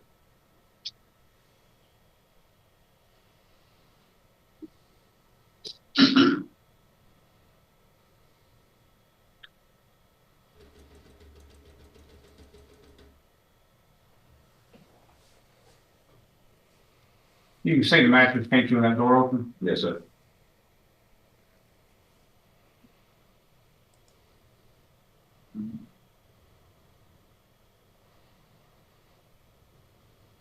Officers are stepping away a little bit, maybe. Pepper spray is a bit much.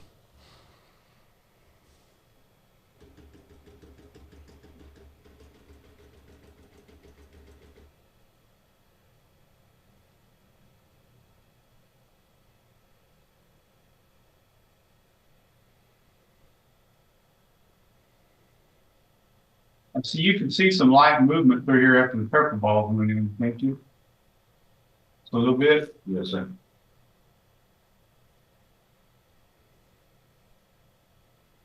But it doesn't get removed. The mattress still stays there, doesn't it? Yes, sir. All right. And what happens now if he won't come out now? We have to open the door and remove him from the cell without restraints and completely unknown as to what's going to happen once the door opens. That's where the trouble always happens, isn't it? Yes, sir.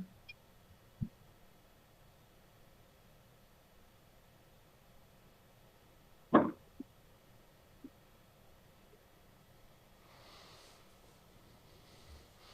pop, pop, pop, pop.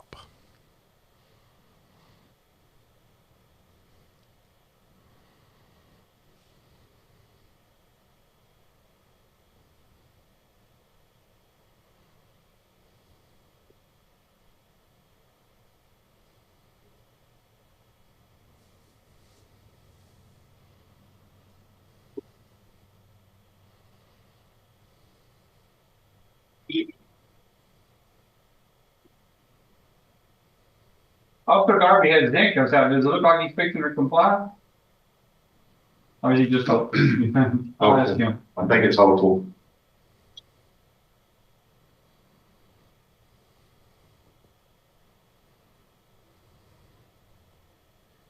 Who's this? Just walked in. That's Sergeant Anderson.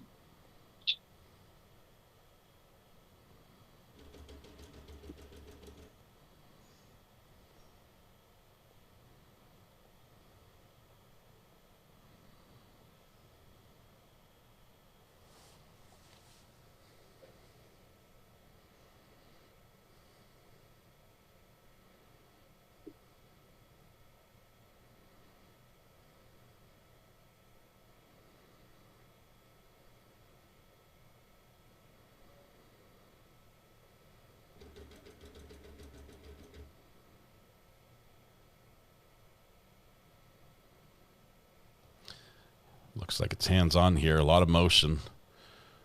Down on the ground. Officers kneeling down. Looks like they've got him pinned. And somewhere in this file, is that where you got injured? Yes, sir. If you don't know where it came from, how do you know it wasn't from one of the officers trying to subdue the defendant?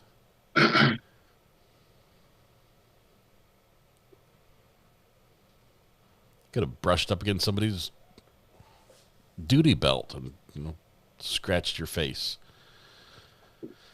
I said duty, yeah.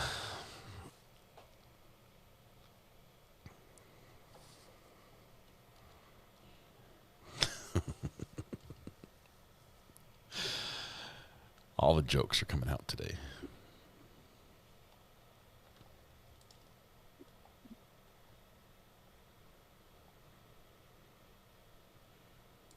Defendant does say it's a conspiracy, that this is retaliatory for what? For a conviction he says he's innocent of?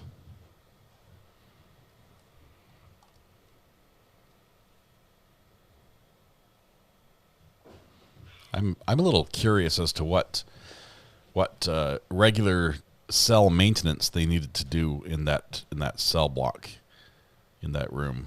Why they need to move him to another room. He's fighting again. Dragging him down to the room. Is that a question? Is he fighting again? Yes.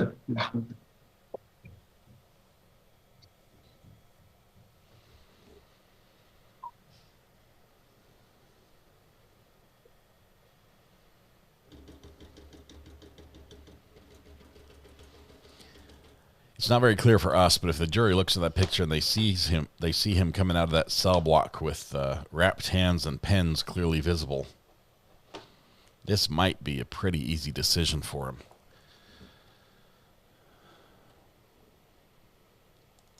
Yes, we did have squirt yesterday. That was great.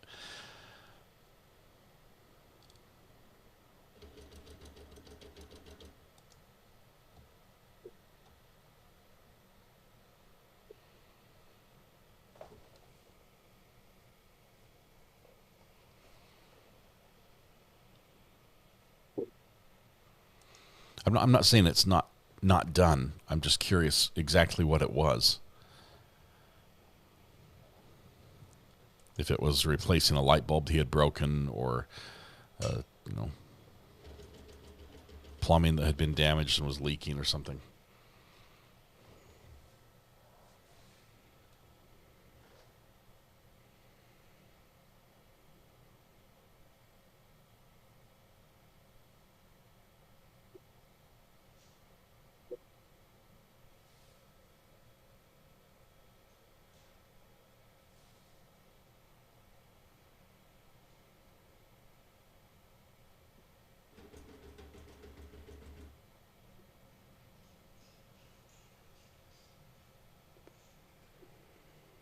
Where are y'all taking him to right now?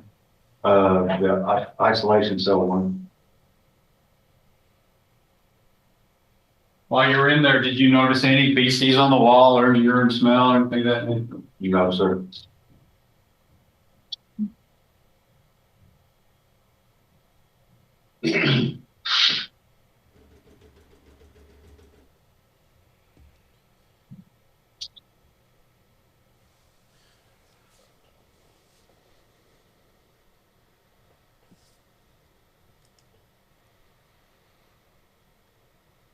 Holy smokes.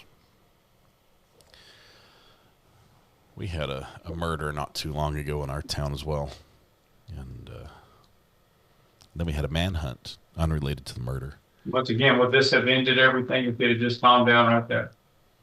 One more time, sir? I said, would this have ended everything if it had just calmed down right there and just stayed in that cell? Yes, sir. Is that what happened? No, sir.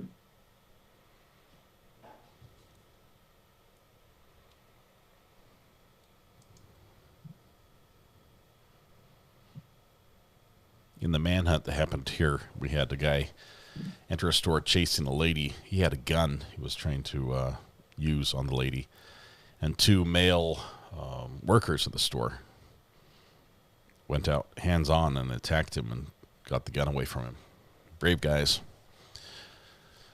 Probably saved a life. And then he ran away. And I don't think they caught him yet. So there's that as well. Pay no attention to the man behind the screen. He's probably a reporter, I'm thinking.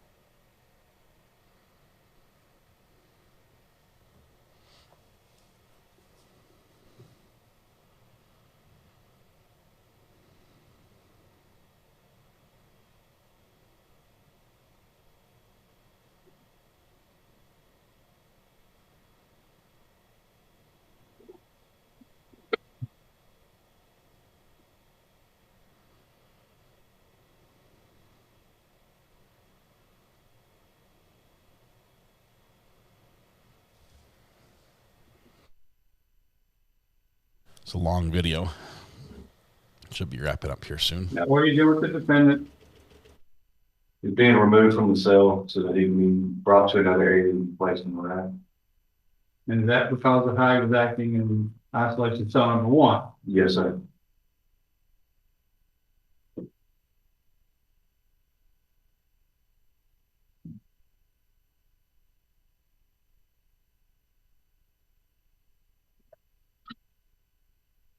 What is this? This is the area that, where it says N100, that is the main entrance. The door that's open to the bottom of the screen on the left, that is going to the main area of the dormitory where the day room is that he was going to do the training. So when y'all bringing him, are you bringing him from this N101? Yes, sir. That's the isolation hall. Okay.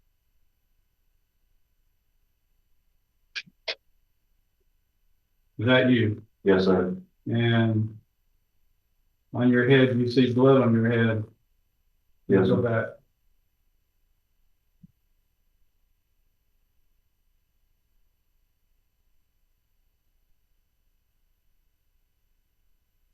Is there blood right here above your eye? Yes, sir.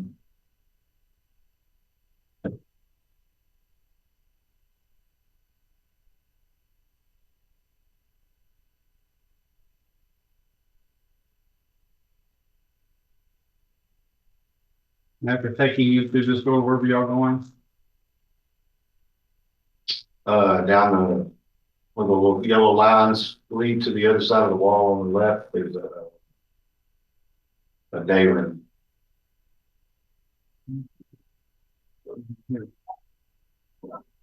Where's this? This is the entrance to the dorm. The door we just walked through is behind the camera. So you're looking from that door towards the day room? Yes, sir.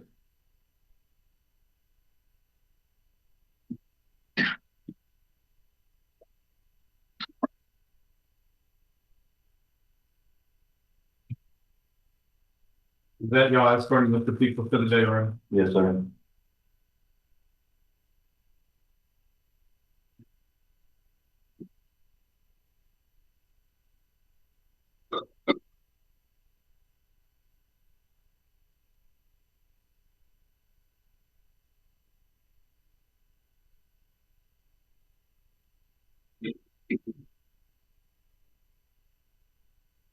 What is this?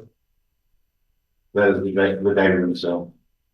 So where's that hallway door that you're coming through? Bottom left one.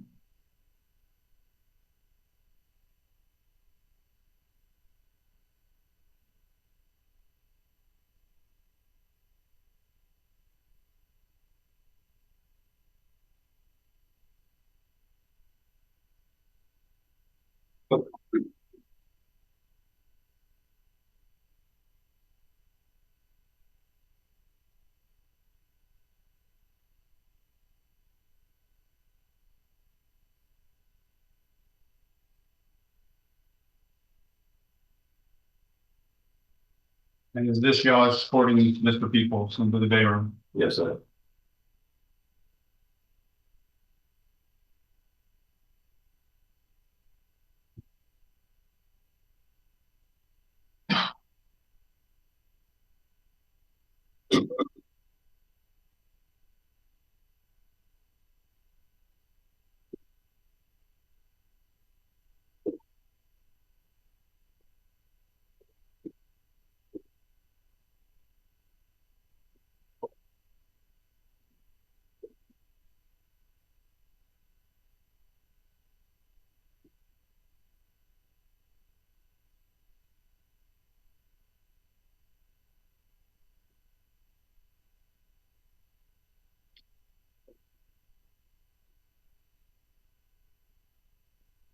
Yeah, him causing the problem again.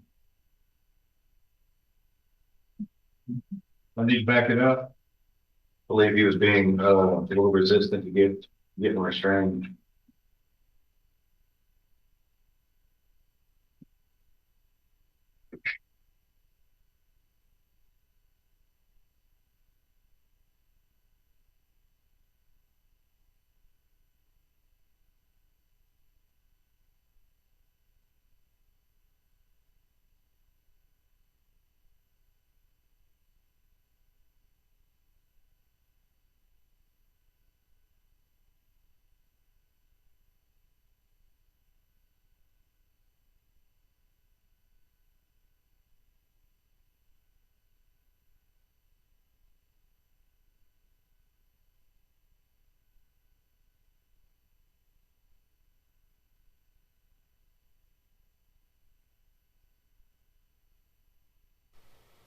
Are we watching the whole 2 hours in the cocoon video?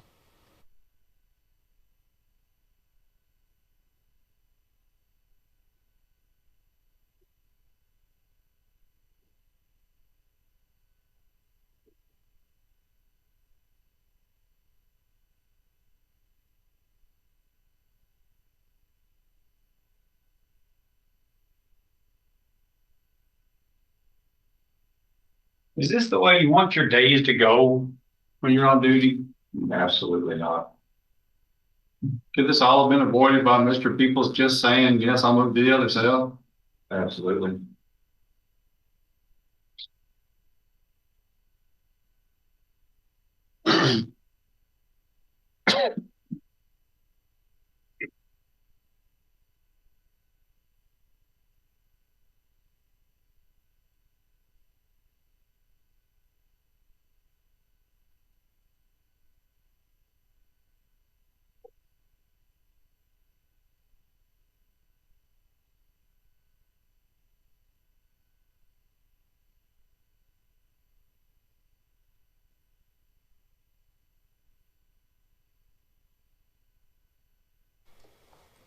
I'm not saying the officer's lying, but I'm going to need to see the dry cleaning receipt.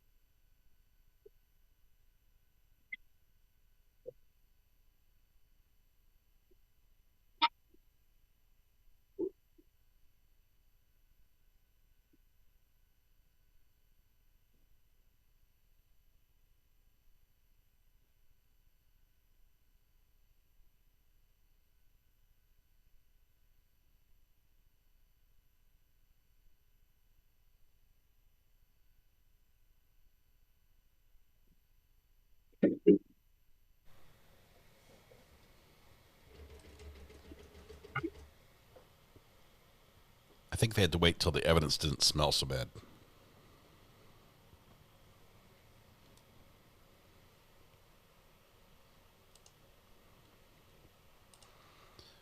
I'm a no ironing guy too, by the way, Red Pen. We actually own an iron. We had to buy one for the Airbnb. What is that? That is the cart that's used to transport the inmate while they're in the RAP system.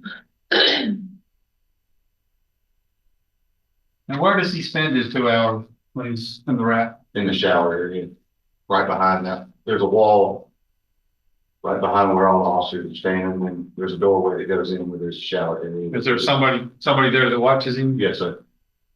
Do they stay with him the whole 2 hours? Yes, sir. But that's a fun He's job. observed in the big.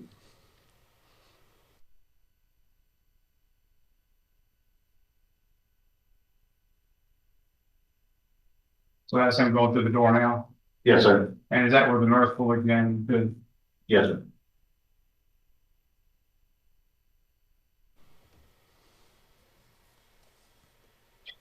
want to go back real quick to the original one.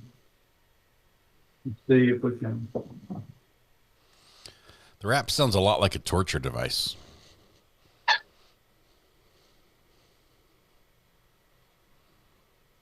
Two hours wrapped up like that. Just a little bit. Hope you're not claustrophobic. I mean, arguably he when y'all first come out, earned it, right?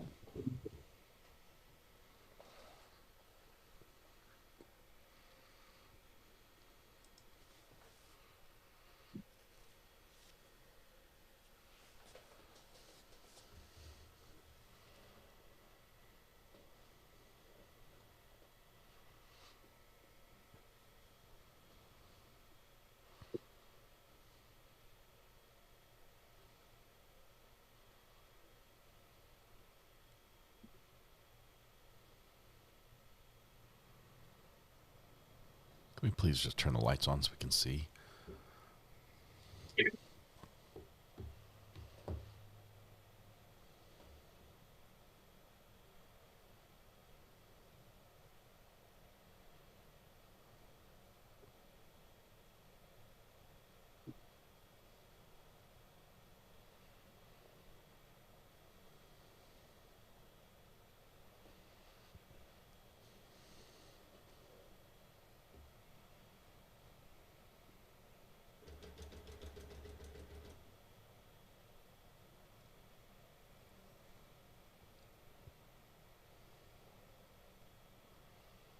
What is this right here in his hand?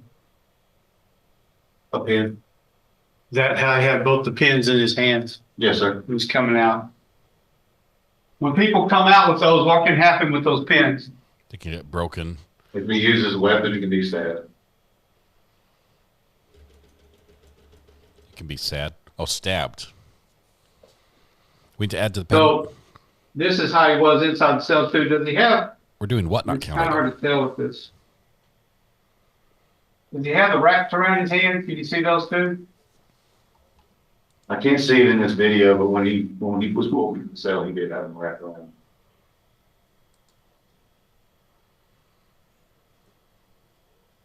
Like that right Yeah, there. right there. So you can see the wraps around his hands where he had the pins wrapped in his hands. Am I right? Yes, sir.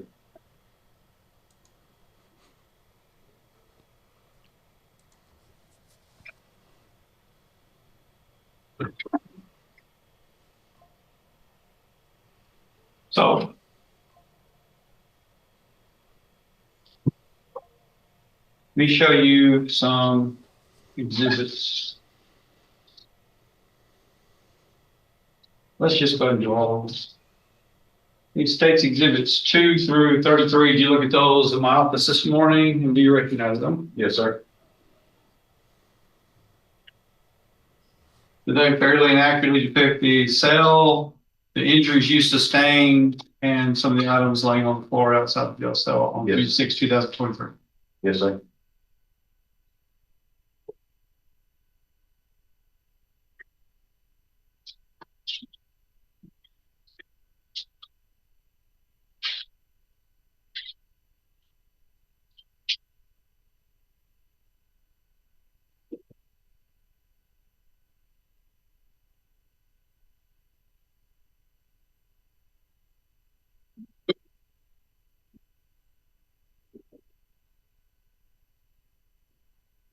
Those fairly and accurately depict the cell that you took him out of, the injuries that you sustained, and a picture of Mr. Pickles. Yes, sir. Interstates 2 through 33.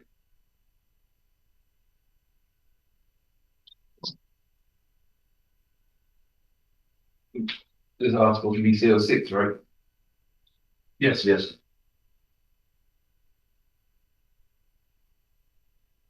Okay. No objection. All right, states exhibits 2 through 33 are admitted.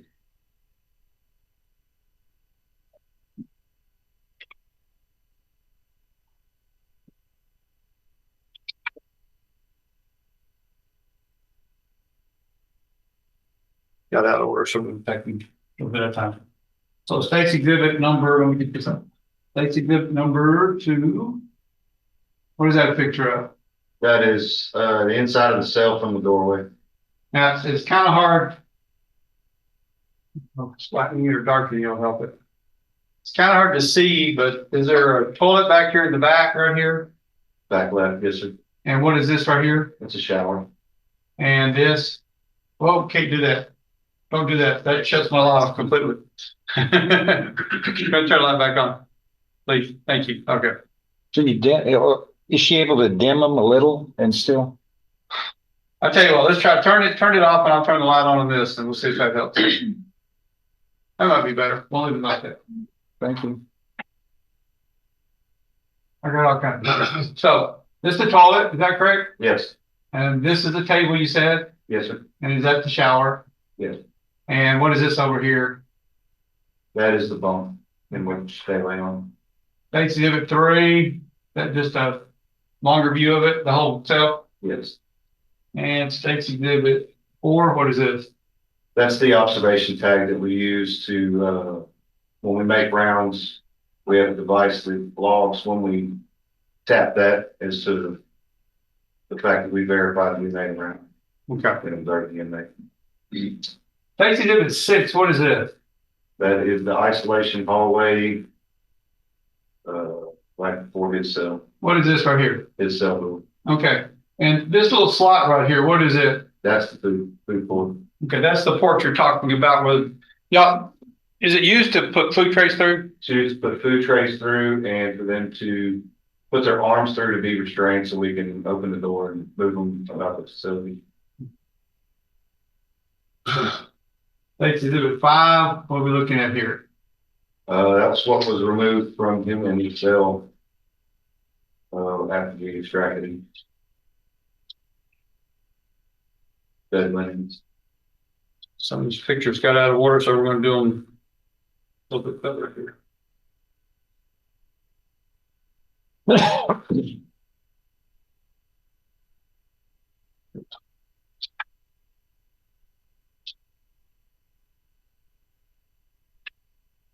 Exhibit 22, what is that?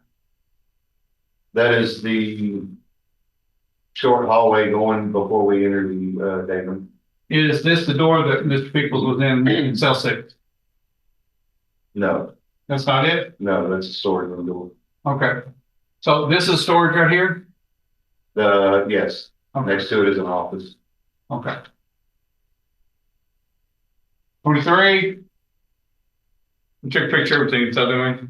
What is that? Should be the inside of cell ISO 6. Is that the toilet? Yes, sir. Okay. Page 24. Sink of ISO 6. Looks like it's got some mail attached in it. Mr. Peoples, what it look like? Yes, sir. Mr. Peoples has a lot to say. Waiting for Cross. 25. The inside of the cell. Okay. 26. It appears to be his property bagged up in a mattress cover. Well, somebody bags it up and moves it down to his other cell. Yes. 27. That's underneath the bunk. 28. Storage box underneath his bunk. 29. Bag of coffee. 30. The top of this table. And this is a repeat 31. That's the same bag, isn't it? Yes, sir. Okay. And 32 is a little different view, but same bag, right? Yes, sir. Okay. Then 33. What we got? Full view of the inside of the cell. Okay. Now, after he was placed in the wrap, were there photographs taken to, one of them's kind of blurry, a couple of them are, were the photographs tried to be taken of him to show him? Yes. Blurry pictures. So, States Exhibit 7? Is that Mr. Peoples? Yes, it is. Is he in, what's he in? He is restrained in the wrap system and also he's still in the cart used to transport. Same thing with States 9. Got him. Is he moving his head and More than likely is why the picture's blurry. and State's Exhibit 8? What do we have here? Him restraining the rat. Now, I noticed whenever y'all were doing all this, did you see a single officer throw any punch? No. Did you see a single officer throw any kick towards him? No. Did you see any officer knee him? No. Was it just being restrained? It was mainly to get him on the floor and restrained. It was. And did you see and do you see any injuries, any bruises, any cuts or scrapes on Mr. People? I do not.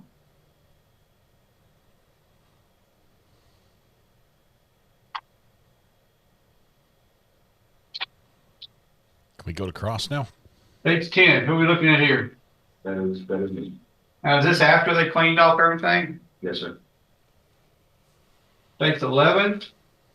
What are we looking at? The right side of my face. Now, you've got a scratch down here. Is that right? Yes, sir.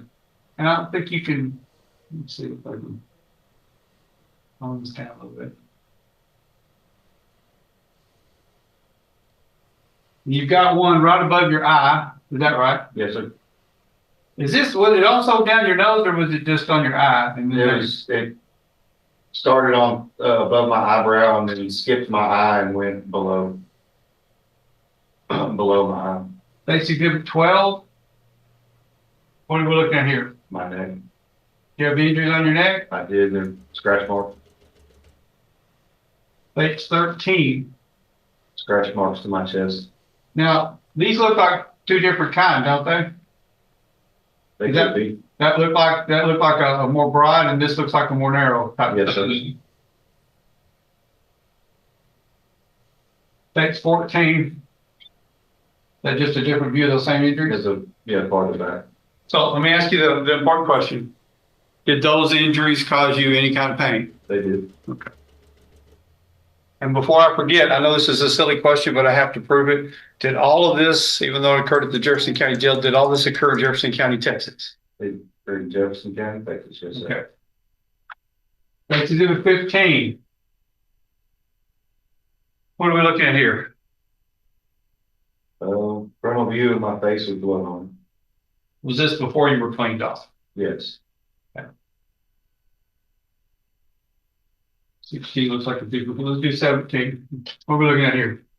The left side of my face. Was there anything on the left side of your face that caused any injuries? No, it doesn't appear to be. Just on the right side. Okay. Page 18. Right side. Is that the right side before it was cleaned off?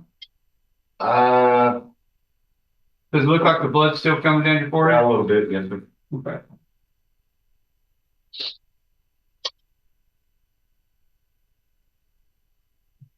Now you saw the pins in his hands, and Mark, you can turn it back on. Thank you. You see the pins in his hands when he came out. Mm-hmm. You saw him before he came out. Is that right? Yes. So, did you personally see him hit you with the pins themselves? No. What did you see? I've seen an individual coming towards me and hands going towards my face. The pins were still in his hand, but I just saw hands coming towards my face and trying to get him on the ground. Did you even feel any of the injuries until after you got back up? I did. I felt something on my face. I wasn't exactly sure what it was. And then after we started getting him, the situation started calming down. I felt the burning. And, I could feel the blood running down my face.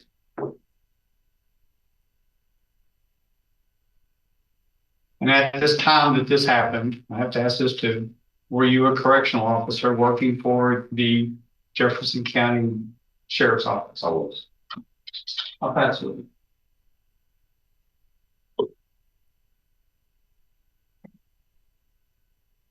Buckle up. Here we go. Whatnot counter is getting warmed up.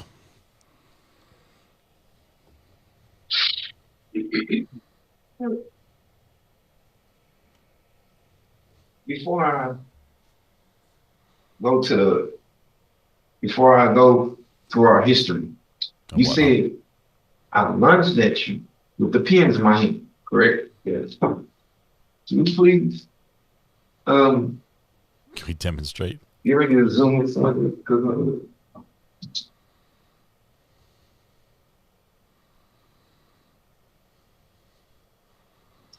Now we're giving the defendant a pen to demonstrate with the victim. This would be like the actual weapon. Okay, like this is terrible. May we approach?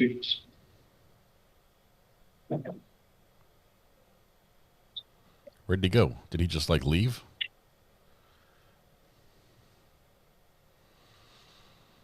Yeah, bailiffs, be on guard here. This could go any which direction right now. Yeah.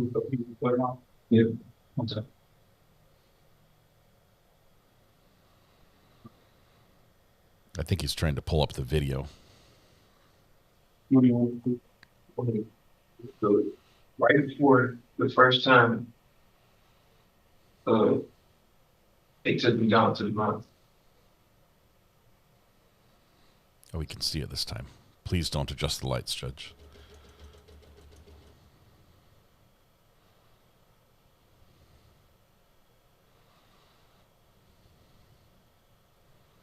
Narrow hallway. Now,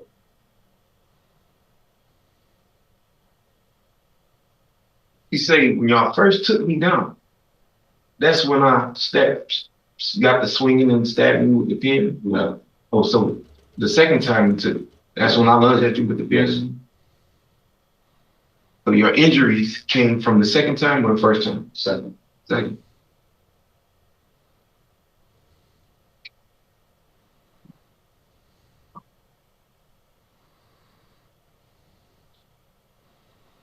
Now we get to see.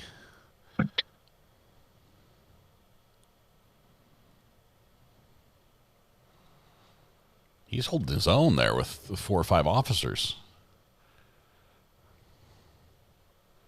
I would like to know, earlier during your testimony, you said, oh, you go right to the part. Right here. Yeah. You said this part is when you got injured when I stabbed you. Do you remember that? Mm-hmm. This part. No, so not the second part, but this part. No, it was while you were on the ground. The first time or the second time? It wasn't the first time. It was either this time or when you struggled with us the second time or the third time. Okay, I'm kind of confused. You said either or. Do you remember or you forgot? Okay. All right. So let's say it was this time for the sake of argument. Let's say it was this time. Right. Now there's 6 hands. There's like 6 hands on me right now. 3 faces in my perimeter. Right. I'm getting choked at the same time, so I'm almost incapacitated. Objection. Too incapacitated to. Your Honor, I'm Sustained. testimony. Sustained immediately. Just ask the question. Well, okay, You're going to get a fair opportunity to testify with that chance. Hold on. Well, let me. When I speak, I instruct the jury that the objection is sustained. In your questions, ask a question. Don't testify. You'll be able to have a chance to testify later, because right now, anything you say as a question is not evidence. It's the answers under oath. You're not under oath, and that's what constitutes what you're asking, is just giving the jury a context so that they can understand why the answer is being made. But your questions are not evidence. Ask them in a question form. You'll have a chance to give your side, if you wish, later in testimony. Thank you. Go ahead. Excuse that. So during that time, and y'all had me down, there was a lot of faces. From your perspective, do you believe that there might have been that? That's not what happened. Not right now. You just got up from, but in the midst of when y'all was trying to restrain, right? Mm-hmm. Do you, from your perspective, do you feel like there was just too many hands on me for me to swing at that moment? No. It wasn't, okay. So, can you zoom in pardon? Mike, you spell it? We're zooming into this face. Enhance. Zoom in.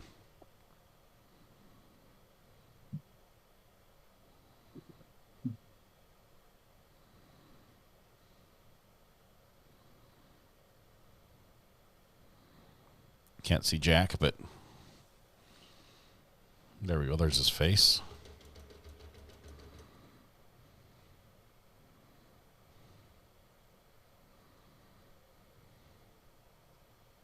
As we look at this, can you tell whether or not it's any injuries on your face at that moment?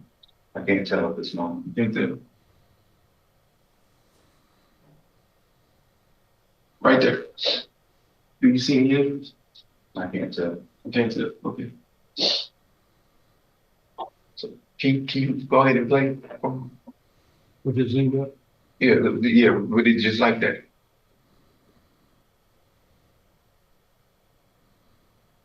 So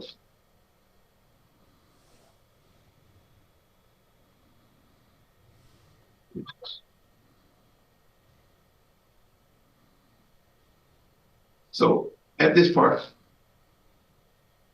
Pause. Pause, please, is how you. at that part, is that when y'all took the pins out of my hands?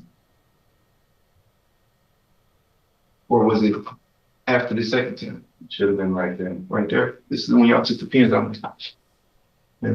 So, no. The first time.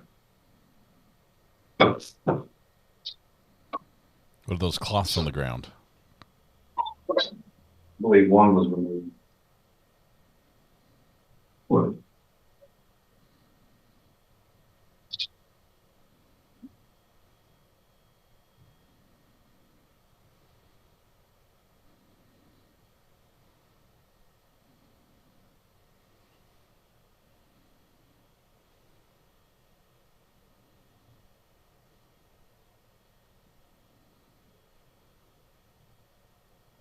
He's figured out the zoom system.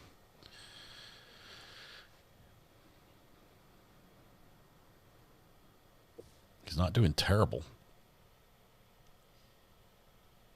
Have I missed any whatnots? I'm sorry. I got so carried away in the being able to watch video.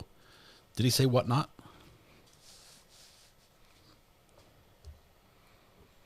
This will be the second time, correct?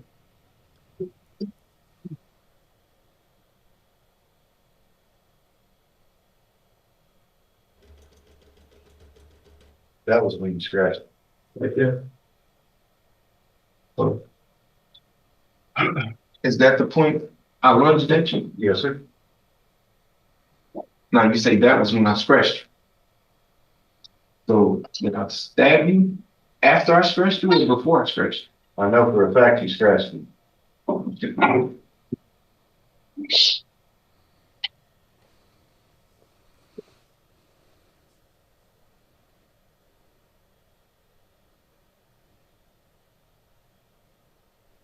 You feel blood on your head right there? I can't see the video very well.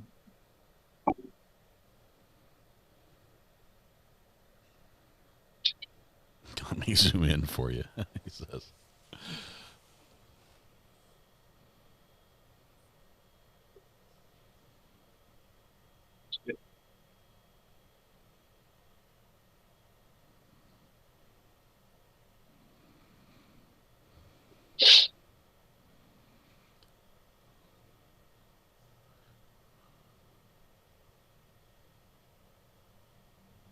So after this point, after I scratched you, did we have any more combative encounters after this? The second part? Walking to the cell, we struggled, and then went in the cell. Well, Hold on, let him complete his answer. Don't speak over his answer, please. Thank you.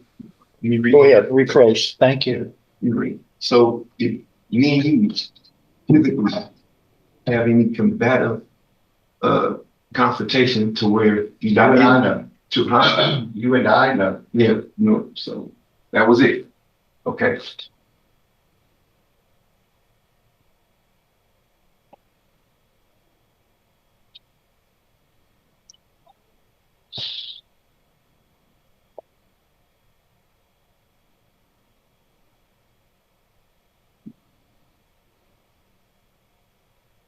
rest my case and you can, You're passing the witness? no, I'll rest my case with the video.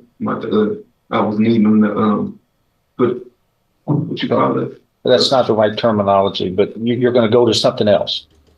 You're going to ask something else. Yeah, I'm gonna ask something. Okay, when you say you rest your case, you sit down and the other side gets.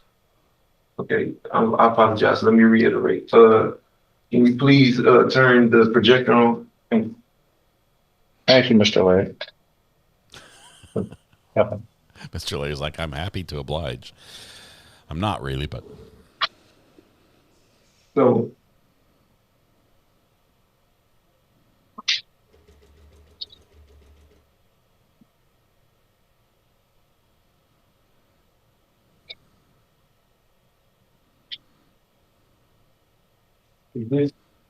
Hold on.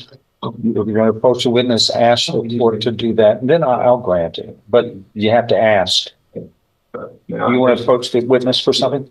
You may. Go ahead, sir. Thank you. It's the second page of your report.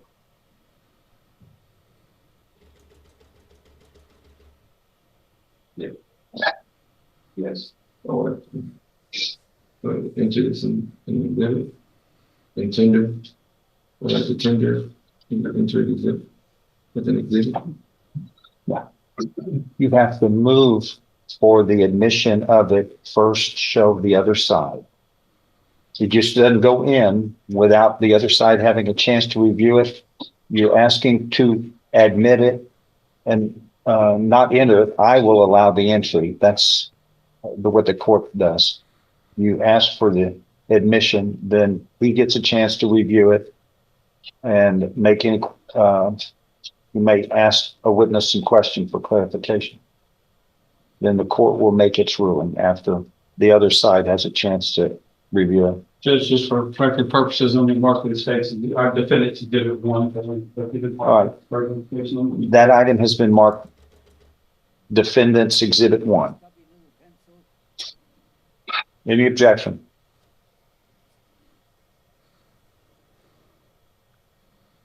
The only objection I have, Judge, is he has parts of this underlined, but I'll let that. So, no objection? No. So, defendant's exhibit 1 admitted.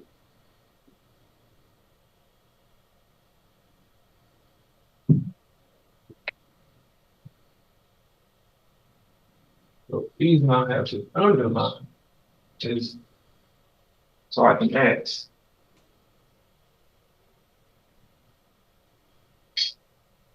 When you read this report or whatnot, right? Is there anything you feel like you left out of your report that you might have forgot, or do you feel like this is accurate when you wrote? I believe it's accurate. Yes.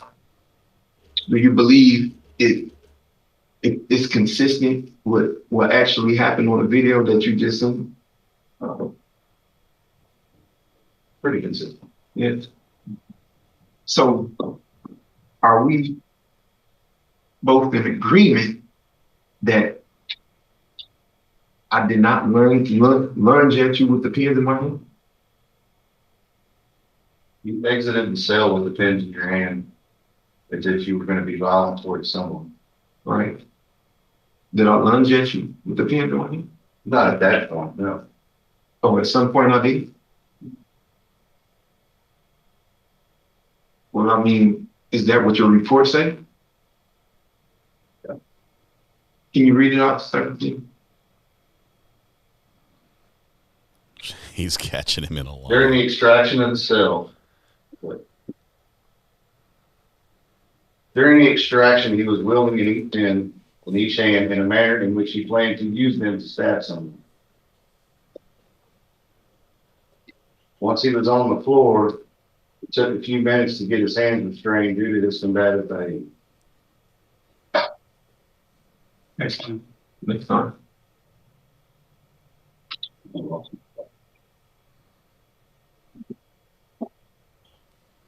After being restrained, he lunged in my direction and grabbed my face, and I felt pain from the top of my forehead to under my neck. As we continued to gain control of him, I instructed officers to move him to NIO 1, which is where he was going to be housed. While in that cell, he continued to fight and threaten officers armed and threatened to kill me several times. It seemed that he was not going to calm down, so I ordered him to be placed in the rack to minimize his movements and protect himself and any staff members from any further harm. So let me ask you this. Would it be any reason y'all would leave the ink pens in my hand after restraining? No. So you weren't restrained at that particular time. You kept your hands up underneath your chest, preventing us from restraining you. Would be contradictory to your statement, wouldn't it? When she taught her, you came at me. Yes. Ask your next question. I thought you were about to say something else. So, even though your report saying after being restrained, I learned to have duration. Even though your report saying during my restraint, during the time you were restrained, you didn't take the pens out of my hand? I personally didn't know. Somebody did? Somebody should have. Should have or did? They probably didn't, because you weren't very cooperative with the situation, and getting your hands restrained was our first priority. You don't remember whether or not it was taken out of my hand? I don't remember in which order it was taken out. Well, do that mean you mistakenly wrote this up the way you wrote it up? If you don't remember that? I wrote it to the best of my knowledge. So,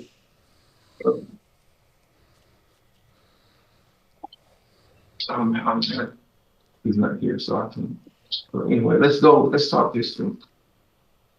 This was June 6, 2023. Our first negative encounter was October 13, 2022, correct? Correct. That day, before that day, a little bit before that day, do you remember asking me if I wanted to be a trustee? No. You don't remember? Do you remember any officers referring me to you as a trustee? No. Not beggars? No. No? Okay. So, do you remember me asking you, can I be a trustee? No. Okay. So, that day, when I supposedly threw feces on you, at that very moment when I threw the substance on you, did you smell feces? Instantly. Instantly? Oh, of course you did. So, of course you did. Let me ask you this. I'm going to object to the sidebar. Sustained. Sorry. Sorry about that. All right, you have to follow the rules. So, okay. Can't say, of course you did. Go ahead. That day, I so-called threw feces on you, right? Do you remember how that situation even started? The whole show, I remember the events earlier in that day. You had dashed the trustee with PC. I came to speak with you about it, and you had refused to come out of your cell because I was going to move you. So nothing happened before that? I'm aware of it. Do you remember me writing a grievance about this situation? No. Do you remember me questioning you about my property? After you were moved to isolation cell. Do you remember what happened to my property? No, I do not. Who's responsible for an inmate's property after they get moved?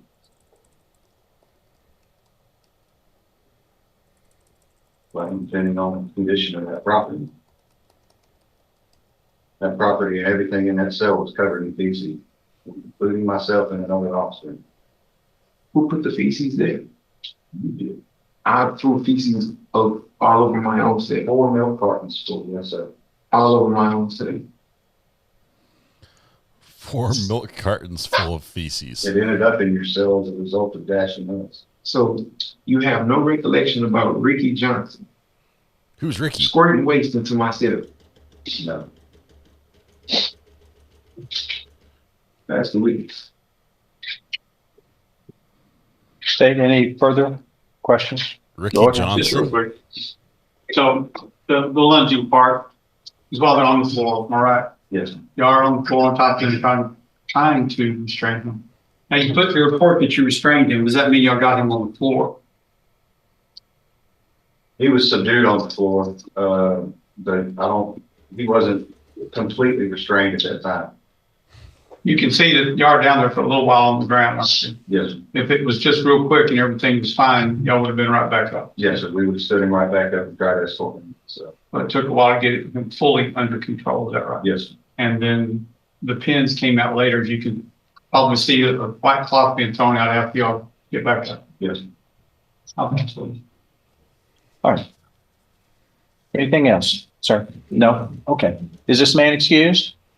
I have no objection, Joe. All right. We're going to take a break, ladies and gentlemen, for lunch. Can all of you return back at 1:15? 1:15. And if you go to lunch with a fellow juror, talk about the weather, everything else, but not about this case. Okay, thank you. Everyone else remains seated. Judge, he just got to put that exhibit up that he attended in. Just to make sure. So we have it for the record. Sit down. Everyone else remain seated other than the bailiffs and the jury. The jury may exit first. Thank you. Thank you. Yes, now they put the... We're a little bit behind, so we're going to speed up.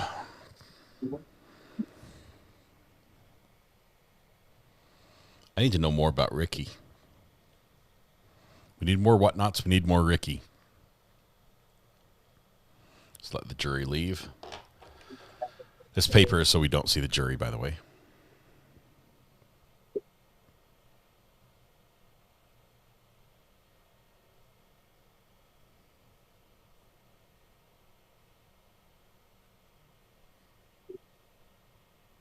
And we are in recess until 1:15. Thank you. Recess. We are in recess. All right, let's see. 1:15.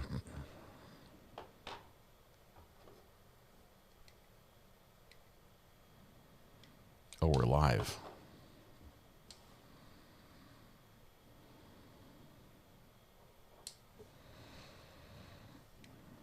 Dang. I thought we were behind so we could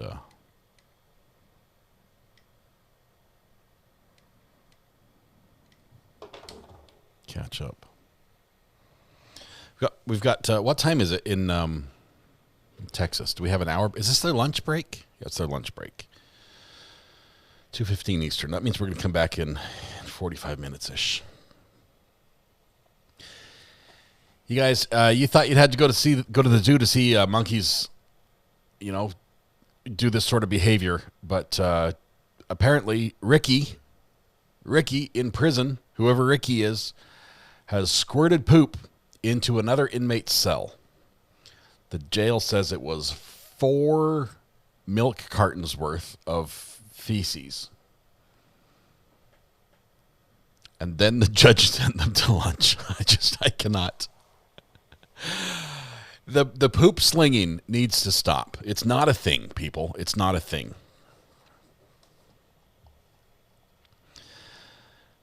Yeah. You measure with what you have, apparently. And milk cartons is the way it goes. I buy milk by the gallon. I'm trying to imagine that was not the case here. I'm thinking maybe pint. Maybe pint. It's almost like we needed some sort of palate cleanser or bleach cleanse before we before we go to lunch. Is there anything we could quickly watch that would let's see where we could go.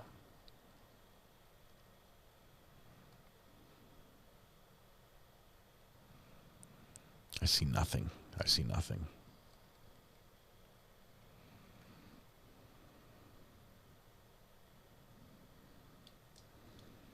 We just have to go to lunch.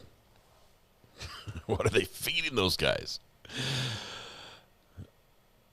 Who Flings Poo was a book, wasn't it? It was one of those ones that never made it off the Dr. Seuss's writing board. Little Cindy Lou Who Flings Poo. It was not more than 2. Yeah, It didn't happen. Check chat real quick. Give me a yay or nay. I will do that right now.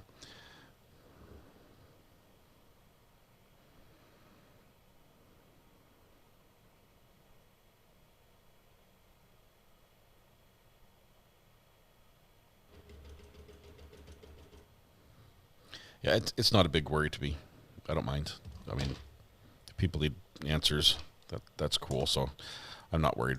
But if it makes things easier for you, I'm all on board. All right, let's go to lunch. What's everyone going to have for lunch? I'm curious. Salad's out, right? We still can't have salad or any fresh fruits and veggies. Oh, the places you'll poo. Oh my goodness. Horton here's a poo. Trying to think of other the 500. No, never mind. That's what other Dr. Seuss books? One fish, one poo, two poo, red poo. No, that doesn't work either. They're terrible. Green eggs and poo. Oh my goodness. You guys, this is terrible. We need to stop. This is not right. It's not right. I like Dr. Seuss. Don't ruin it for me. All right. Tonight when you go home, please.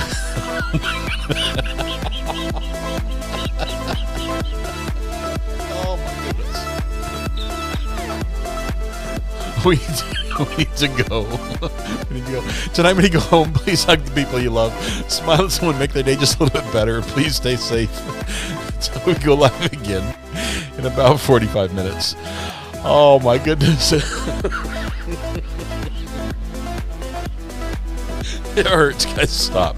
All the places you'll go. That's the one we haven't changed the title of. We're going to come back to this poop show, unfortunately, this afternoon. See where it goes. We're counting whatnots, and Red's counting pens. But you guys have a great lunch. We'll see you guys in a little bit.